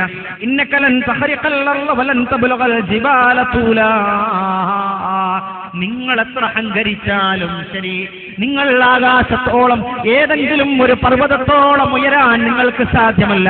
ഈ ഭൂമിയെ പളർത്താനും നിങ്ങൾക്ക് കഴിയില്ല. അഹങ്കാരത്തിലുള്ള സമീപനം ഇവിടെ ഉണ്ട് എന്നല്ല പറയുന്നത്. പ്രിയപ്പെട്ട വാപ്പമാരുടെ മക്കളായ നമ്മൾ വണ്ടിമലൊക്കെ പോകുമ്പോഴേ, അത് കുറ്റിയാടി അങ്ങാടിന്റെ ആ മധ്യത്തിൽ കൂടെ ഒക്കെ ആവുമ്പോൾ ഒന്ന് കരുതുക. വാഹനം പോകാനുള്ളതാണ്, വീട് താമസിക്കാനുള്ളതാണ്, ജോലി ചെയ്യാനുള്ളതാണ്, ആരോഗ്യം അത് നമുക്ക് ജീവിക്കാനുള്ളതാണ്. അതൊന്നും അഹങ്കാരത്തിനുള്ളതാകാൻ പാടില്ല. വണ്ടിമേൽ നമ്മൾ പോകുമ്പോൾ വണ്ടിൻ്റെതായ മര്യാദയിൽ പോവുക. വീട് താമസിക്കാനുള്ളതാണ്.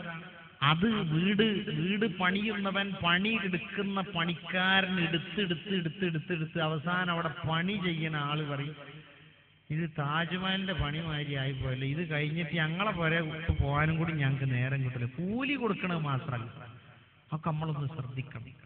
ഭയങ്കര ഇത് എന്നിട്ട് അവസാനം എന്ത് ചെയ്യുന്നറിയോ? ഒക്കെ നമ്മൾ കാണും, പുറമുള്ളോ നമ്മളെ നല്ലോണം കാണും ചെയ്യും. അവിടെ വന്നാൽ 5 ഉറുപ്പ്യ കിട്ടും. ഏതെങ്കിലും ഒരു വണ്ടിക്കാരൊക്കെ നിർത്തി വല്ല പള്ളിക്കോ മദ്രസക്കോ ഒക്കെ കയറി എന്ന്, ഓ ഭയങ്കര മതിലാണല്ലോ, ഓ ഗേറ്റ് ഓട്ടോമാറ്റിക് ആണല്ലോ, അപ്പൊ ഓട്ടോമാറ്റിക് ആയിട്ട് തെരുവേക്കാരെന്നൊക്കെ വിചാരിച്ചു ചെന്ന് അരമണിക്കൂർ ചരിത്രം കേട്ടിരുന്ന നമ്മൾ 100 ഉറുപ്പ്യ കൊടുക്കും. അയാൾ ആയിട്ട് പറയും, വേറെ എവിടെയും പോവുകയാണെങ്കിൽ തെണ്ടി ഇറക്കുകയാണെങ്കിൽ കിട്ടുകയാണെങ്കിൽ നമുക്ക് 1000. ഇത് ഇങ്ങനത്തെ ഒരു പെടലായിപ്പോയി, ഇനി ഇങ്ങനത്തെ ഗേറ്റിലോടുത്ത് കയറണ്ടാറില്ല. അപ്പൊ അങ്ങനെയല്ല, നമുക്ക് അള്ളാഹ് ഖൈറ് തന്ന് നമുക്ക് കാണുന്നത് അനുഗ്രഹം. പക്ഷെ ആ കാണുന്നതിനനുസരിച്ച് കൊടുക്കും വേണം, അല്ലാത്തോ എവിടെയെങ്കിലും കുഴിച്ചിട്ടില്ല. കാരണം എന്താ അറിയോ? അതുകൊണ്ടൊക്കെ തന്നെ പലപ്പോഴും പല വിദ്വേഷങ്ങൾ പോലും ഉണ്ടാവും. കാരണം ആ സുഖം എന്നൊക്കെ ഒരുത്തങ്ങട്ട് പറഞ്ഞാ ഓന്റെ മനസ്സിൽ അതിനോടുള്ള അസൂയയും അതുപോലെ തന്നെ വെറുപ്പും വിദ്വേഷമൊക്കെ ഉണ്ടാവും. അപ്പൊ നമ്മളുടെ സംസാരവും സഹോദരിമാരോട് പ്രത്യേകം പറയാം. മുസ്ലിം താമസ പ്രദേശത്തിനടുത്ത് ഒരു കട നടത്തുന്ന പർദ്ദ നടത്തുന്ന ഒരുത്തൻ അവനോട് ചോദിച്ചു, എങ്ങനെയുണ്ട് കച്ചവടമൊക്കെ? ഒഴിഞ്ഞൊരു സ്ഥലത്താണ് കച്ചവടം, എന്നാലും ഒരു ഫാമിലി വന്ന ഒരു മാസം ചെലവ് കഴിഞ്ഞു പോകാം. അപ്പൊ ഒരു ഫാമിലി ഒരു ദിവസം വന്നാൽ ഒരു മാസം ചെലവ് കഴിഞ്ഞു പോകും. അതെന്താ? 25,000 പർദ്ദയാണ് ഞാൻ വിൽക്കണേ. ശരി. അപ്പൊ 25,000 പർദ്ദ, 15,000 പർദ്ദ, 15,000 ഒന്നും ചിലർക്കൊന്നും വേണ്ടാന്നൊക്കെ 25,000 മതി എന്നാണ്. കഫപ്പടം ഇപ്പൊ തന്നെ ലിസ്റ്റ് ചെയ്ത് വെച്ചാൽ ഏതാ കമ്പനി വേണ്ടത്. സാധാരണ ഇവിടെയൊക്കെ കോട്ടൻ്റെ ഇതൊക്കെ കിട്ടും. ഇനിയിപ്പോ ഏതാ വേണ്ടതൊക്കെ എഴുതിച്ചു. ഇതൊക്കെ ഒരു പരിധിയും പരിമിതിയും നമുക്ക് വേണം, അല്ലേ? നമ്മൾ ഒരിക്കലും അഹങ്കാര സ്വഭാവമുള്ള കുടുംബത്തിലൊന്നും കാണിക്കാൻ പാടില്ല. പ്രത്യേകം ഞാനത് പറയുന്നത് നിങ്ങളോട് ഒരു വെറുപ്പോ വിഷമത്തോട് നിങ്ങൾ കാണരുത്. നമ്മുടെ മക്കളുടെയൊക്കെ പെരുമാറ്റമൊക്കെ, പാപ്പ നല്ല മാന്യനേക്കാരൻ, ഉമ്മി നല്ല മാന്യനേക്കാരൻ, മക്കളെ നമ്മൾ നടക്കണുണ്ടാ ചിലപ്പോൾ അമേരിക്കൻ പ്രസിഡന്റിന്റെ മകൻ കുറ്റിയാടി വന്നാന്നൊക്കെ തോന്നിപ്പോയാലുണ്ടല്ലോ, നമ്മുടെ വാപ്പക്ക് പോലും, എന്റെ പൊന്നു മക്കളോടാണ് ഞാൻ പറയുന്നത്, നമുക്ക് നമ്മളുടേതായ മാന്യതയും നമ്മളുടെ സ്നേഹവും നമ്മുടെ ബഹുമാനമൊക്കെ എന്തിനോടും വേണം. സമ്പത്തൊരു നമുക്കൊരു തിന്മക്ക് വേണ്ടിയാകാൻ പാടില്ല. അല്ലാഹുവിന്റെ ദീൻ നമ്മളോട് പഠിപ്പിച്ചു, സമ്പത്തിന്റെ ശേഖരണം സുഹൃത്തേ നല്ല രൂപത്തിലായി മാറണം. എങ്ങനെയെങ്കിലുമൊക്കെ പൈസ ഉണ്ടാക്കിയിട്ട് പള്ളിക്കൊക്കെ 500 ഉറുപ്പ്യ കൊടുത്തോണ്ടായില്ല. ചില നാട്ടിലോ കണ്ടില്ല നിങ്ങൾ, സ്ത്രീധനം 1,00,000 റുപ്യാണെങ്കിൽ 10,000 റുപ്യ പള്ളിക്ക്. വൈകുന്നേരം കുടിച്ച കള്ള് 10 കുപ്പി കള്ളാണെങ്കിൽ ഒരു കുപ്പി പള്ളിക്ക് കൊടുക്കേണ്ടി വരും അല്ലേ? പള്ളിക്കമ്മറ്റി വാങ്ങിക്കേണ്ടി വരും. നോക്കി നിങ്ങൾ ഹറാമായ സ്വത്ത് ഹലാലാക്കാൻ വേണ്ടി അവന്റെ അടുത്തുനിന്ന് പൈസ വാങ്ങിയിട്ടത് ഹലാലാക്കുക അല്ലേ? ബ്ലാക്ക് മണി ഉണ്ടല്ലോ, വൈറ്റ് മണി ആക്കണം. ഇസ്ലാമിൽ അങ്ങനെ ഒരു ഏർപ്പാടില്ല. അതുകൊണ്ട് സമ്പത്തിന് അനർഹത. നിഅമൽ മാലു സാലിഹ്, ഏറ്റവും നല്ല സമ്പത്ത് എന്ന് പറയുന്നത് അർലിർജുലി സാലിഹ്, ഏറ്റവും നല്ല മനുഷ്യന്റെ കയ്യിലുള്ള സമ്പത്താണ്. നബി തങ്ങൾ പറയാ ഇസ്ലാമിന്റെ ഏറ്റവും